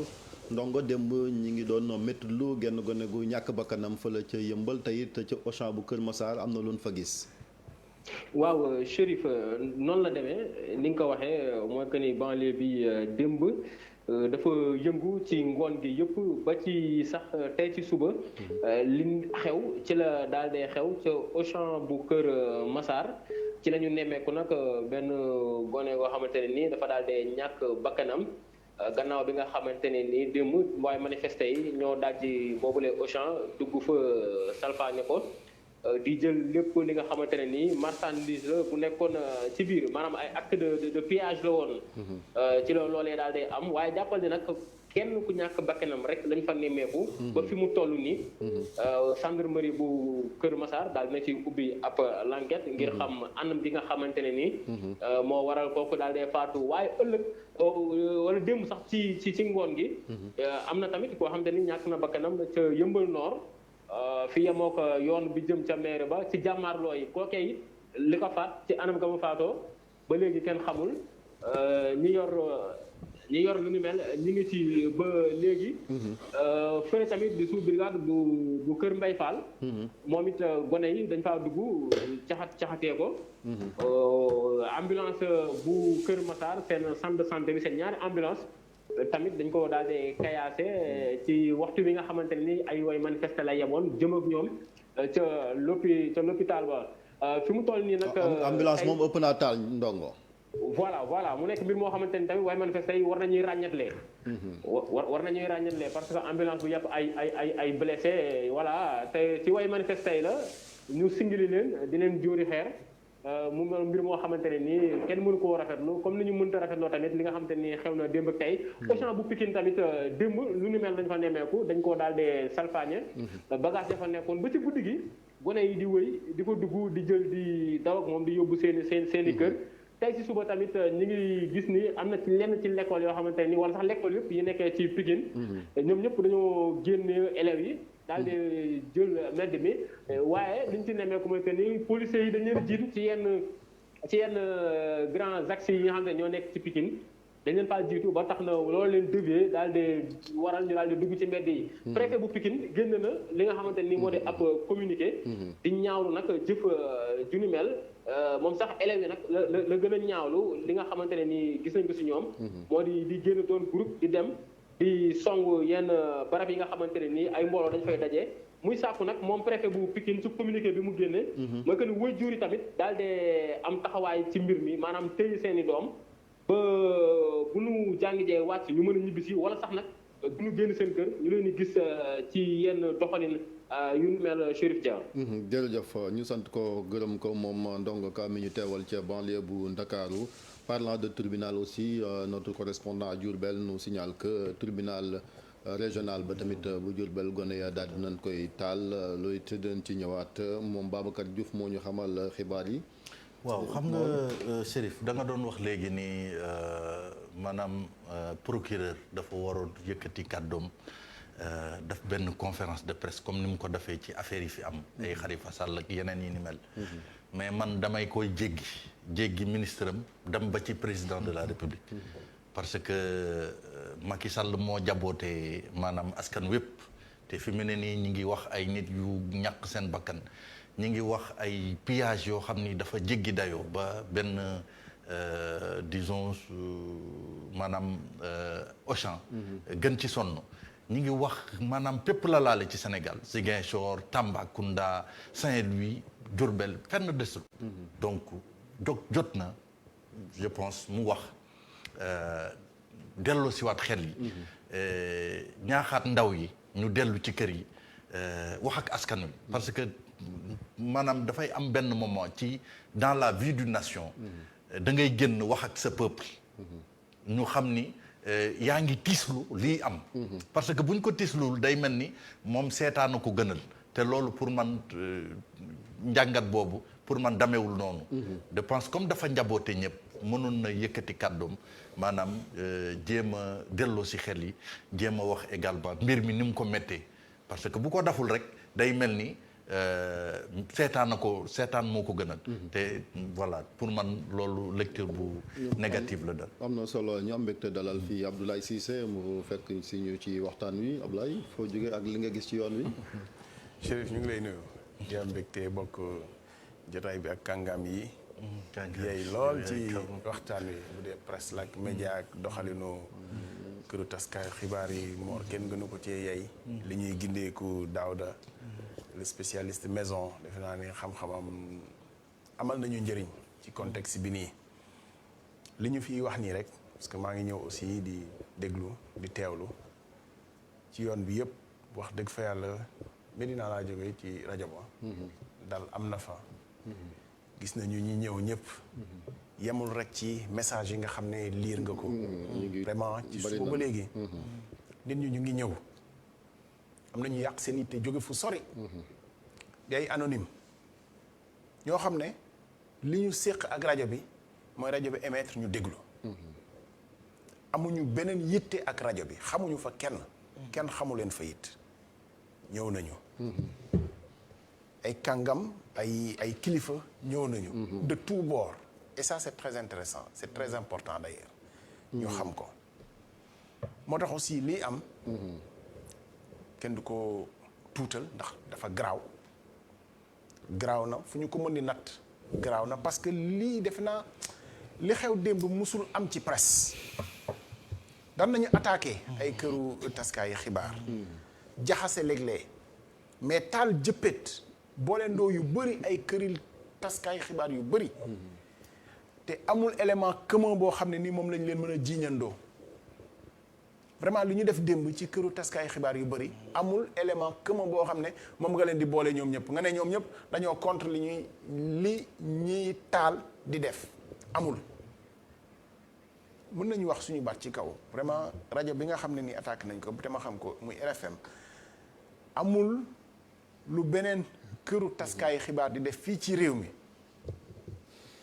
ci teg sa liggéey ci yoon lu ñu dul def mën naa gëm ni sax ñun ñoo koy gën a def ci responsabilité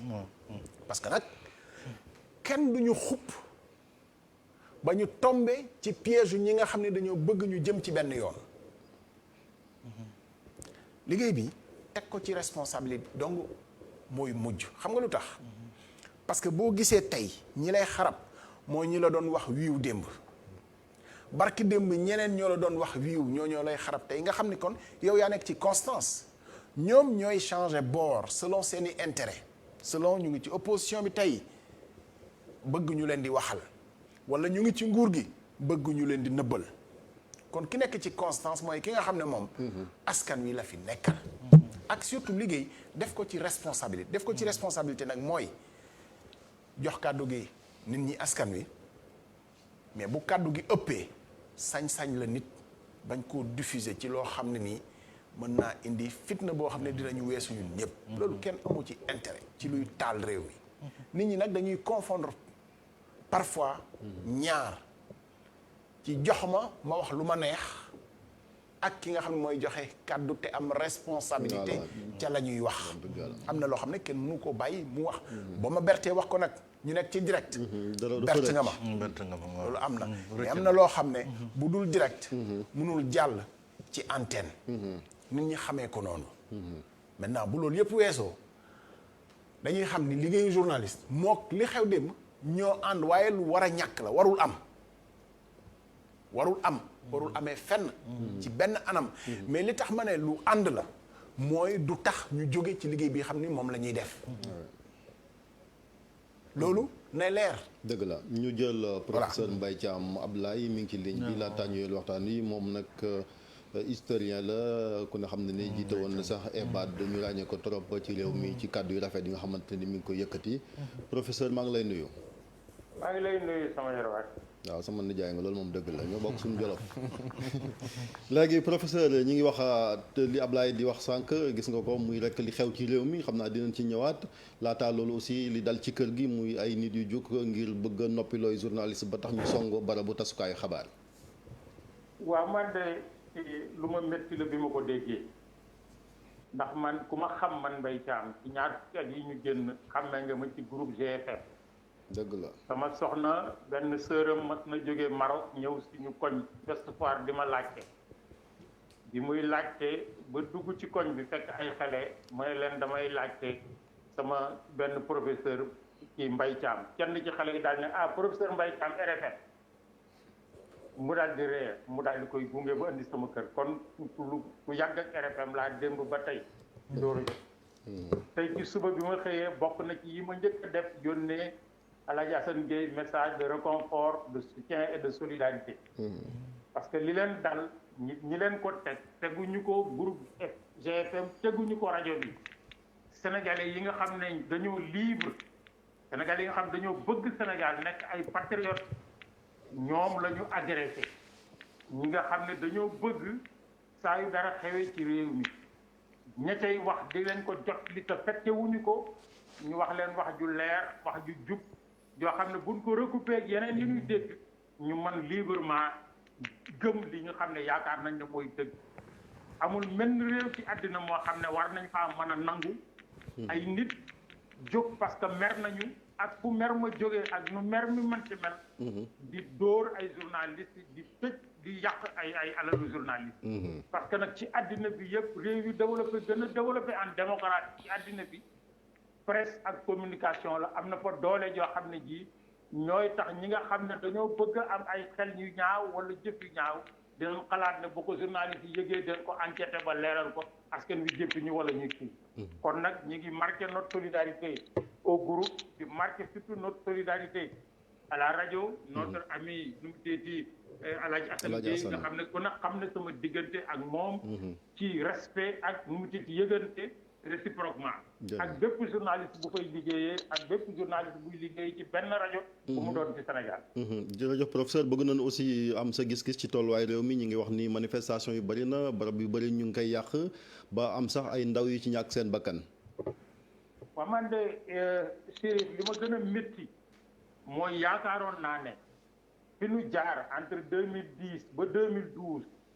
ak nit ñi ci dee ni ñu bëree waroon nañ cee jàngat loo xam ne buñ ko romboo mer du jóge ci réew mi parce que ku yaakaar ne nit dina falu ci réew mi fexe ba ñëpp kontaan kenn du mer da ngay nax sa bopp mais nag am na loo xam ne dootuñu dal dina jox ci askan wi seen àq ak seen yelleef dinañ leen respecté ñi leen jiite xam ne ñii ñu jiite kat ñoom ñoo tax ñu nekk fi ñu nekk ñi leen bëgg a remplacer xam ne ñii jiitu kat te ñu bëgg leen remplacer ñii askan wi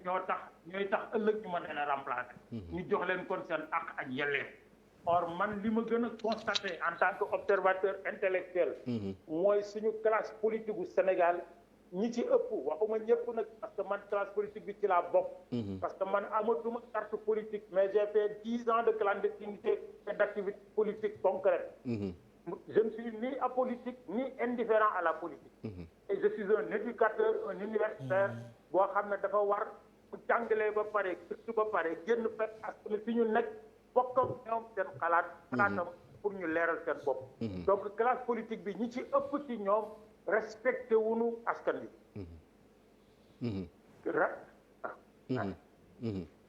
léegi nag luy saafara si mu mel ni professeur dem na vi xam naa bu ñëwee parce que maa ngi lay dégg sëriñ waaw ma ne luy saafara si professeur saafara si daal wax naa ko ci suba yaakaar naa ne fi ñu toll fii ci toll léegi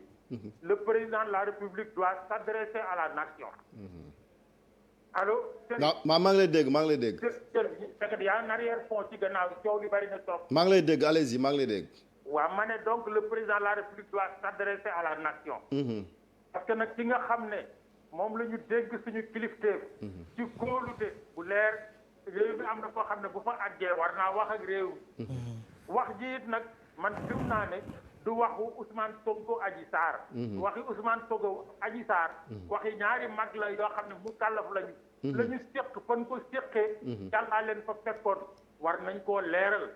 mais wax ci war président war a wax ak réew mi mooy lan mooy tolluwaayu réew mi tey ak moom min jiital lan moo ci taxawaayam ñin fi yore kilifteef ci réew mi nga xam ne réew mi dañ leen a wóolu jox leen seen bopp di leen déglu mais war nañoo wax ñu war a wax ku ne xam na ko mooy tous ceux qui sont investis d'autorités religieuses et d'autorités coutumières borom xam-xam yi aussi nag war nañoo yëkkati seen kaddu wax li ñu xalaat te lépp lu ci waay di wax nag mu bañ a nekk waxi parparloo par fii wala par faa mais wax li nga xam ne ñoo ko bokk ñun ñëpp ci réew mi te kenn mënu koo séddoo ñu war koo ñoŋal te niñ koy ñoŋale mooy ñu di déggoonte respectante jërëjëf professeur kàddu yi rafet na trop macha allah yàlla yàggal taxawaay bi mu ñu ko doon ànd kon ak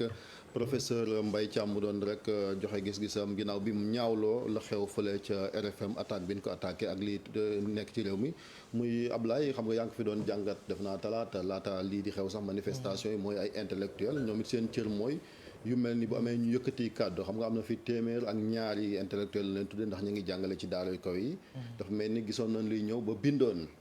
am yow am tafan nga ci taxaw seetlu mu mel ni kon professeur daf ko feddali maanaam li ñu xaar ci intellectuel ci réewam rawatina mbiram état de droit ak démocratie. Chérif bu ñu demee ba mënatuñoo gàttandu liy ñëw ci kanam suñu xam-xam li muy xelli amalul askan wi njëriñ. boroom xam-xam yi aussi loolu la ñuy jëriñ. di gàttandu mbir balaa moo ñëw muy lu baax muy safaan léeg-léeg lan moo tax ñuy def prospective économique pour xool naka la ñuy ñoŋalee économie bi ci lu weesu bésu tey bi lu weesu atum ren bi ci juróomi at yi ñu jëm ba li fi gën a fës ci réew mi programme Sénégal émergent 2035 xam nga loolu du gëstu benn fan lu tax ñu koy def parce que dañuy bëgg gàttandu li ci kanam mais naka noonu aussi la ñuy war a gàttandoo loo xam ne safaan bala te mën a jur musiba ci réew mi bu naree ñëw loolu nag du xalaat xam-xam la ak gëstu ci wàll bu mën di doon ci wàllu sociologie ci wàllu droit suñu loi nu ñu ko tëddee ci wàllu doxalinu àdduna loolu borom xam-xam yi ñoo koy def seen yoon la ñu teel a artu ci wax ni am na luy ram ci ñag bi la jëm suñu jàngat ci li société bi guux am na fu société di toll day guux bu guuxee kenn du ko àttan loolu def nañu ko muy seen cër amana tontu ba ca ñëw moo tey xel tontuwu noo dara xew fi dara garaawu fi ba ci traité leen d'imposteur jotaay yu ñu fi amal yépp ñii ñëw di représenter benn camp bi dañuy jàpp ni non dara amul dara garaawul te les faits donnent raison à ceux qui ont alerté très tôt pour wane ni attention ñu ngi jëm ci loo xamante ni finalement réew mi fi mu toll tey romb nañu 23 juin ci conséquence romb nañu 23 juin parce que 23 juin armée réquisitionné wuñu ko il y avait pas de pillage le 23 juin 23 juin il y avait pas de pillage toll nañu foofu tey tey kenn mënul nduggi marché ku fa yónni sa jigéen sa xel dalul magasin yi nga xam ne ni moom la ñuy wax te ñu bëri léegi tàmm di fa nduggee tëj nañu centre commercial bu mag bi ci corniche bi si plaza tëj na xam nga yooyu ay image symbole la yoo xam ne mais dafa garaaw yenn inspection d'académie yi bu ñu demee ba tëj mais imagine nga tëj école ne xale yi toog leen seen kër bu leen jàngi am na lu ñu réfléchirul parce que fii bu leen jàngi du toog leen seen kër confinement bi problème boobu moo fi ñëwoon ne non na ñii bañ a jàngi toog seen kër pour virus bi bañ a génn mais ña ñuy toog la seen kër ñëpp ci mbedd mi lañ nekkoon fii di réew moo xam ne xale yi dañ leen di tëj ci biir kër conditions yi permettre nit ñi toog ci biir kër ñooñu nga wax ñu toog seen kër mais c'est tous de potentiel mërirandoo yu mën a topp ci manifestation aussi gis nga gëstu bi ñu jël suñu benn natango mi ngi xaar ci ligne bi di Assane Diagne moom nag moo fi teewal Reporters sans frontières di kuréel goo xamante ni kon ak yelleefu taskatu xabaar yi ci àdduna bi yëpp ñoom ñoo ko yor ba sax at mu jot dañuy génne ay rapport classé réew yi ku nekk ndax respecté nga li naan liberté de presse Assane maa ngi lay nuyu. maa ngi lay fay Chérif. mu mel liberté de presse boobu am na ñu bëggoon koo salfaañee. waa noté nañ ko nemmiku nañ ni fan yi Sénégal li fi xew dafa salfaañoo ak li ñu mën a jàppe sa comme moom sa bopp ci wàllu tasum xibaar. parce que on signale que sax suñ benn naataango bu nekkoon 2S doon def direct dañ koo interpellé. ci manifestation yi man yëgaguma ko woon. maa ngi def monitoring. waaye soo ma ko mayee dama bëggoon rek rappeler position Reporters sans frontières ci yi fi xew. tënk ko ci ñetti ponk. bu njëkk bi mooy dañuy woo autorité yi réew mi ak ci boor bu ñu mën a féete ñu fexe ba nga xam ni taskatu xibaar yi ak xibaar sax ci wàllu boppam du ñëw dolliku ci ñi nga xam ni dañoo loru ci ay yi nga xam ni mi ngi fi am ci semaine bi ñaareelu ponk bi mooy nemmiku nañ ni am na fi ay chaîne de télévision yoo xam ni dañoo coupé seen signal. ñun suñu position RSF ci loolu mooy décision boobu nga xam ni CNRA daf ko jël teguwul ci yoon. teguwul ci yoon ndaxte dafay xañ citoyen yi yelleef bi nga xam ni am nañ ko ci xabaar yu bari te wuute. dëgg la muy Walfadjri la ak Walfadjri ak Sen TV. ànduñu ci te ñu ngi koy ñaawlu ba fa mu gën a yem. di wax CNRA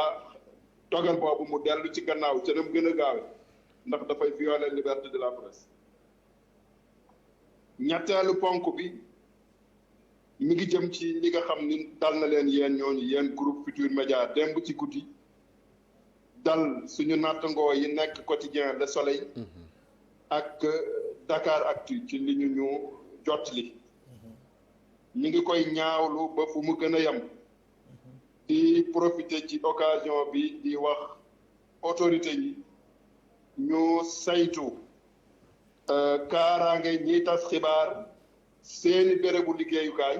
ak seeni jumtukaay parce que loolu ñoom ñoo ko yelloo ñoo ko war a def voilà. jërëjëf ñu sant ko gërëm ko kon moom Assane Diagne kon mi nga xamante ni moo fi représenté Reporters sans frontières muy ñetti ponk yoo xamante ni kon daal dina koy soulever bi ci gën a mag nag bokk na ci kon signal yi nga xamante ni coupé nañ ko te rek ay télévision muy Sen TV ak Walfadjri wante tamit attaques yi ni attaqué groupe de presse yi muy RFM l'Observateur wante aussi Le Soleil nekk fële ci Hann l'Astre de Hann dañ koy tuddee muy loo xamante ni tamit ña fay liggéey ay taskatu xabaar yu moom seen bopp même si bu fekkente ni journal gouvernemental waaye ña fay liggéey ay journalistes lañ yoo xamante ni moom nañ seen bopp te Soleil tamit ñoom ñoo xàll yoon yu ba ñu ci bëri ci ñun bëgg di def métier bi di journalisme bu fekkente ni ka jiite moom it am na pétawaay ci wàllu politique wante moomut journalistes yi nga xamante ni kon ñoom ñoo fa nekk nga xamante ni la muy employé ci nit Le Soleil groupe bu mag a mag la kon ñoom it ñu ngi leen di masawu bu baax a baax Ablaye yaa ngi woon rek ci taxawaayu borom xam-xam cim réew laata ma ñëw aussi ci Daouda Mine parce que affaire maintien de l'ordre aussi bëgg nañ cee taxaw bu baax a baax. waaw loolu moom ñu waxaat rek borom xam-xam yi vraiment def nañu seen wàll woote yi aussi soo ko gisee woote yépp dafa jëm ci benn jëmm président de la République c'est-à-dire du mooy problème bi mais mooy solution bi tey président de la République mooy solution bi xam nga lu tax dañu koy jël au mot parce que loolu moo baax aussi bu ñuy wax ñu étayer ko par des faits ci lu fi nekk président moo wax ci làmmiñam bu yàggul te gëm nañu ko moo wax mais bu dara xewee ci yu mel nii procureur dana aviser garde des sceaux waxuñu ci problème privé entre deux personnes waxuma ci problème ba nga xam ne ni moom la Ousmane Sonko doon dem wuyu ji te moomoon gàllankoor ba leneen fekk ko ci tey ñu nekk ci problème mu trouble à l'ordre public bi bu weesoo leneen insurrection ak appel à l'insurrection ak yooyu président moo wax ci làmmiñam ne yu mel nii su am na yoo xam ne su xewee procureur day aviser ki nga xam ne moo hiérarchie muy chancellerie garde des sceaux kooku it dana aviser président de la république mu wax ci làmmiñam ne mais ngeen yaakaar ni am na ñoo xam ne bu ñu leen arrêté dëkk bi tàkk dañu koy def ci ne yëf yi am na fu muy toll bu naree ëpp doole président la du seetaan yenn yi di egg fenn fi gëm naa ni xëy na yu mel nii lay wax mais li tax mu différent ak problème bu njëkk bi nga xam ne moom la ñuy toppee Ousmane Sonko man gisuma kenn koo xam ne ci mujjantal gi dafa bëgg a gàllankoor procédure bi nga xam ne moo dox Ousmane Sonko ak ndaw si parce que kuy waxal yàlla ku ñu tooñ ci wàll boobu yoon moom la ñu yaakaar pour rendre ñu suñu dignité ni ko daaw da waxee léegi yoon mooy àtte te bu nekkee ci yoonu dem wuyu ji ñu njort ni mu yeggoon wéetoog juge bi def liggéeyam mooy li gënoon mooy intérêt ñëpp mooy intérêt moom Ousmane Sonko bëggee setal boppam te gëm nañu setal boppam la bëgg mu def mu bañ a def setal boppam la bëgg mooy intérêt am ka porter plainte aussi la bëgg mooy ñu rendre ko justice te ñoom ñaar la concerné wax dëgg fa yàlla bu weesoo loolu li ci laxasu tey te indi fitna bi parce que foofu la juddoo trouble à l'ordre public boobu dafa di nag dafa aaju ci président de la République loolu jaratul ñu koy wax parce que moom moo ko waxal boppam am na yoo xam ne ci président de la République la aaju tey moom moo war a mun a bu waxee ñu teg ko ci suuf bu waxee juge ay problème trouble à l'ordre public ak atteinte à la sûreté yooyu moom moo ko moomal boppam am na ci sañ-sañ gëm naa ni nag réew mi romb na sax moom fa mu doon waxee ci ni am na yoo xam ne boo ko tëjee dëkk bi toj tey romb na foofu parce que ñu ngi ci situation boo xam ne wala ñu armé couvre-feu bi démb mais taluñu ko def nañ fi émission ñu ba loolu danoo sonn semaine yëpp ñu ngi woon ci terrain bi amul benn position boo xam ne ci ndakaaru gi alkaati yi ñu ngi ko doon tenir ci couvre-feu mais tenir ko démb point yi nga xam ne gis nañu fay alkaati mooy magasin yi nga xam ne ni ñu ngi ko doon toj ñu taxaw fa di ko garder te réew mi bu ñu fàtte ni Chérif ñu ngi ci loo xamante ni nii moo fi indi lor goo xam ne ni ëpp na loo xalaat muy mbas mi te mu ngi fi ba léegi moo tax sax sëñ Daouda Mine ba léegi président ñu laaj ko moom mi nga xam-xam màcc na ci wàllu gis nañ scène de pillage yi bari na nit yi ñàkk seen bakkan est-ce que situation bi dafa dépassé kilifa yi waaw boo ma ko mayee ma addu un tout petit peu ci li nga xamante ne moom la Abdoulaye Cissé doon wax léegi ci importance intellectuelle ci am réew waaw boo gisee réew bu nga xamante ne dafa développé rek dañu may nopp ñi nga xamante ne ñoom ñooy borom xam-xam yi dama am chance demoon Chine ba am lu nga xamante ne dem naa fa juróomi yoon yu nga xamante ne pratiquement seen politique jéemoon naa ci gëstu ba xam na lay doxee boo xoolee chinois yi lu tax ñu jógewoon ci pauvreté ba dem nekk ci parmi les premières puissances mondiales am na sax ñenn ñu nga xamante moom moo nekk la première puissance mondiale mooy ñooñu dañu jox nopp ñi nga xamante ne ñoom ñooy intellectuels yi président bi ci boppam chaque fois dafa am lu nga xamante ne moom lay jox ñi nga xamante ne ñoom ñooy intellectuels yi ci domaine bu nekk nag démographique santé éducation nu tudd économie bu ñu paree ñooñu ñëpp dañuy def liggéey bu nga xamante ne dañ koy tëxañ ci benn livre bu ñuy woowee livre blanc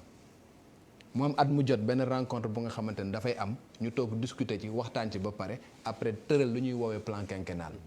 plan bu nga xam ne si juróomi at lañ koy dérouler bu nga xamante ne président bi ci loolu lay tënk bu nga xam ne xam-xam yi ñoom ñooy toog même boo xoolee li ñu doon waxee la politique de l'enfant unique nga xamante ne ku nekk benn doom la xëy ñu rek daal di koy jël comme ça dañoo xool seen démographie nu muy demee ñu dem ba benn instant xam ne bu ñu continuer nii suñu seen pauvreté dafay gën a yokk ñu xool yan politique la ñuy teg pour pauvreté boobu ñu mun koo atteindre ñu mën koo jëlee fii ñu dem recenser ñi nga xamante ne ñoom ñooy pauvres yi ñu ne léegi nan la ñuy def ba at mu jot ñu jël 700 millions ñu nga xamante ñu ngi nekk ci pauvreté ñu génne leen ci pauvreté boobu donc loolu ay borom xam-xam ñoom ñoo toog xalaat ci daal di ñëw wax ak président bi tëggal ko wan ko yoon bi nga xam fa lay jaar pour génne réew mi ci guuta gi nga xamante moom la nekkoon Chine foofu la jaaree dañuy wax ni chaque fois gouverner c'est prévoir mais prévision boobu am na ay intellectuels yu nga xam ñoo la ko mun defal wax nañ ne tey fii nga bëgg a jëm il faut que fii ngay jaar ba yegg fa donc pour wax la ni ñun suñu gouvernants yi il gagnerait vraiment ñi nga xamante ne seen xam-xam dafa màcc ci boor bu mu mën nekk ñu bañ ko rek def affaire politique ci boor bu mu mën nekk. mais malheureusement li ñu gis ces dernières années mooy ay intellectuels yoo xamante ni dañuy engagé wu ci wàllu politique. ba nga xamante ni même seen kii tëddee njaaxaana bi duñ ko nemmeeku moom la ni doon dénoncé même ci administration bi nga gis ay fonctionnaires yoo xamante ni bu njëkk kenn xalaatut ñuy politique léegi on l'a vu. non xam nga li ko waral parce que créé wuñu cadre bu nga xamante ne mën nañ fa exprimer wu parce que bu fekkee ne yow ni nga ñëwee par exemple def dialogue politique. nga créé benn cadre bu nga xamante ne intellectuel dañ fay dajaloo pour waxtaan li nga xamante moom mooy jëmale réew mi kanam ñu ñëw bu waree ni ñëw dem nañ ba tëgg benn affaire yow ma nga xamante ne yow yaay kilifa gi engagé wu na pour nga respecter loolu peut-être ñooñu duñu sentir la nécessité de def engagement politique parce que fii Sénégal la ñu wax tant que dugguloo ci engagement politique peut-être say idée kenn du ko développer et puis fa nga xamante ne bëgg nga yàgg réew ma yegg fa mënoo ko faa yeggale parce que boo waxee kenn du la fulaal il faut nga nekk ci parti politique wala nga nekk ci ay cadre de concertation ak nangam ci benn parti politique pour mën a wax lu nga xamante ne dinañ ko jël en compte dama yaakaar ne nag réew dafa am fenn fu nga xam dañu jël politique ñu teg ko fële ñu pencoo xool li nga xamante moom mooy jëmale réew mi kanam ku ci nekk def ci wala nga wax ci lu nga xamante moom mooy jëmale réew mi kanam ñu jëfe ko te ka nga xam moo ko war a jëfe nag mooy ki nga xamante moom mooy président de la république bi donc dama yaakaar ne intellect il faut ñu nekke léegi nag bu ñu demee ci maintien de l'ordre ci maintien de l'ordre bi tey jii nañ ko wax notre pays seen problème fondamental mooy suñu manque d'effectifs c'est vrai que avec le président Macky Sall am na ay campagne de recrutement yu nga xamante ne def nañ ko bu nga xamante ne comme mu nekk ci force de sécurité mu nekk gendarmerie mu nekk police mu nekk administration pénitentiaire c'est vrai que am na benn rajeunissement bu nga xamante ne am na ay moyens yu nga xamante ne renforcé nañ ko mais ratio yi nga xamante loolu la ñu woowee ratio yi nga xam ne moo nekk au niveau international atteindre guñ ko parce que ratio au niveau international en matière de sécurité moom mooy benn takk der pour 1000 personnes mooy ratio au niveau international mais xaajuñu ba koy jege donc ce qui fait que tey malgré njàmbaar gi nga xamante ne suñu force de sécurité yi am nañ ko malgré moyens yu nga xamante ne am na ko bu fekkee ne am na ay mouvement de masse xam nga dans plusieurs localités ak nangam dañuy déborder forcément parce que am ñu ratio bi ak quel que soit seen xarañteef nag parce que tey jii mën nañu wax ne par exemple fële jafal nañ fële ñoom ñu ñëw concentré wu foofu bu boobaa mën nañu repousser mais bu fekkee ni jafal nañ fii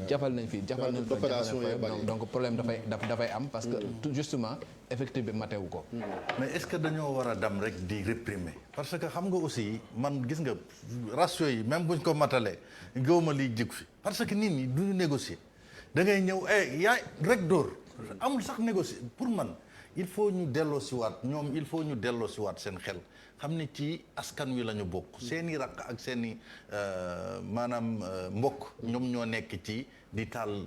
dëkk bi bu ñuy taal dëkk bi seen rôle mooy ñu fay ko mais bu ñu ñëwee même ñu taalul boo ñëwee di wax ak ñoom sax léeg-léeg duñ la déglu parfois da ngay dem ci yenn commissariat yi bu ñu lay traité mais c'est à peine duñ la xool te loolu pour man ci formation bi il faut ñu dellu si waat ci parce que c'est vrai seen professionnalisme kenn naa table wu ko dans tous les théâtres d'opération dañuy louer seen professionnalisme mais ngir yàlla bu ñu ñëwee Sénégal sekk kook askan wi sekk kook seeni rak nañ leen def comme ay nawle parce que li xew keroog waa ji ñi ngi ko téye maa ngi fa woon ci affaire Sonko bi waa ji ñi ngi ko mi ngi dox nit jël grenade lacrymogène daal di koy dugal ci yére bi loolu yëfu nit la quelque part ça pose problème da nga naan kii ban formation la def parce que bu xamee grenade lacrymogène lu mu mën a def ci nit mu jël ko di ko dugal ci yére te kooku nii la def bras croisés dafa mujj sax sukk loolu est-ce que ku ñu formé normalement di nga am jëfin boobu waaw mais Mor foofu pour ñu kii du grenade lacrymogène quand même parce que bu nekkoon grenade lacrymogène bu explosé da koy gaañ bon fumigène la. Fumigène waaw mais fumigène est-ce que. c'est vrai que c'est spectaculaire. xam nga non cigarette sax nga jël ko dugal ko ci jëre nit non min. cigarette sax nga jël ko dugal ko. avec cautionné wu ma ko dama lay wax de cautionné wu ma ko. dafa nekk lu nga xamante ne warul comprends nga mais dafa warul. mënoo jàpp nit ba pare. bon genre di ko toroxal comme ça parce que dañ jël fumigène def ko fi ba pare après tàpp ko pour que mu tourner. bi mu tourner gis saxaar si dafay xaw a jaxasoo. comprends nga. ci la ko gars yi jàppe maîtriser ko daal di koy désarmer. waa GIGN ñoom ñoo def loolu. seen i technique la. seen i technique la yu nga xamante ne dañ koy def fumigène la dafa am ñaari façon fumigène bu nga xamante bu ay quelques secondes lay am. xam nga. sax dafay spectaculaire comme ça mais c'est sans danger. dafa am beneen bu nga xamante ne non dama cautionné wu ma ko de. non c'est ça waruñu ko def mais il faut pas que ñu commettre l'erreur que grenade lacrymogène la parce que grenade lacrymogène su explosé woon da koy gaañ parce que mënoo ko teg ci temple bi mu explosé da koy blessé mais du grenade. c'est vrai que spectaculaire na comme ça mais warul. parce que nit boo koy arrêté tamit da nga ko waroo ko toroxal parce que loolu genre toroxal la parce que tiit gu nga xamante ne tourné. su la ko gars yi maîtriser affaire yi. ci garde corps yi c'est son garde corps dafa am loo xam ne. ñun dafa mel ni luxe ci ñun wala privilège boo xam ne mënuñu cee egg mais c'est bien ñuy poser genre problème de respecter droit wu nit même ki nga xam ne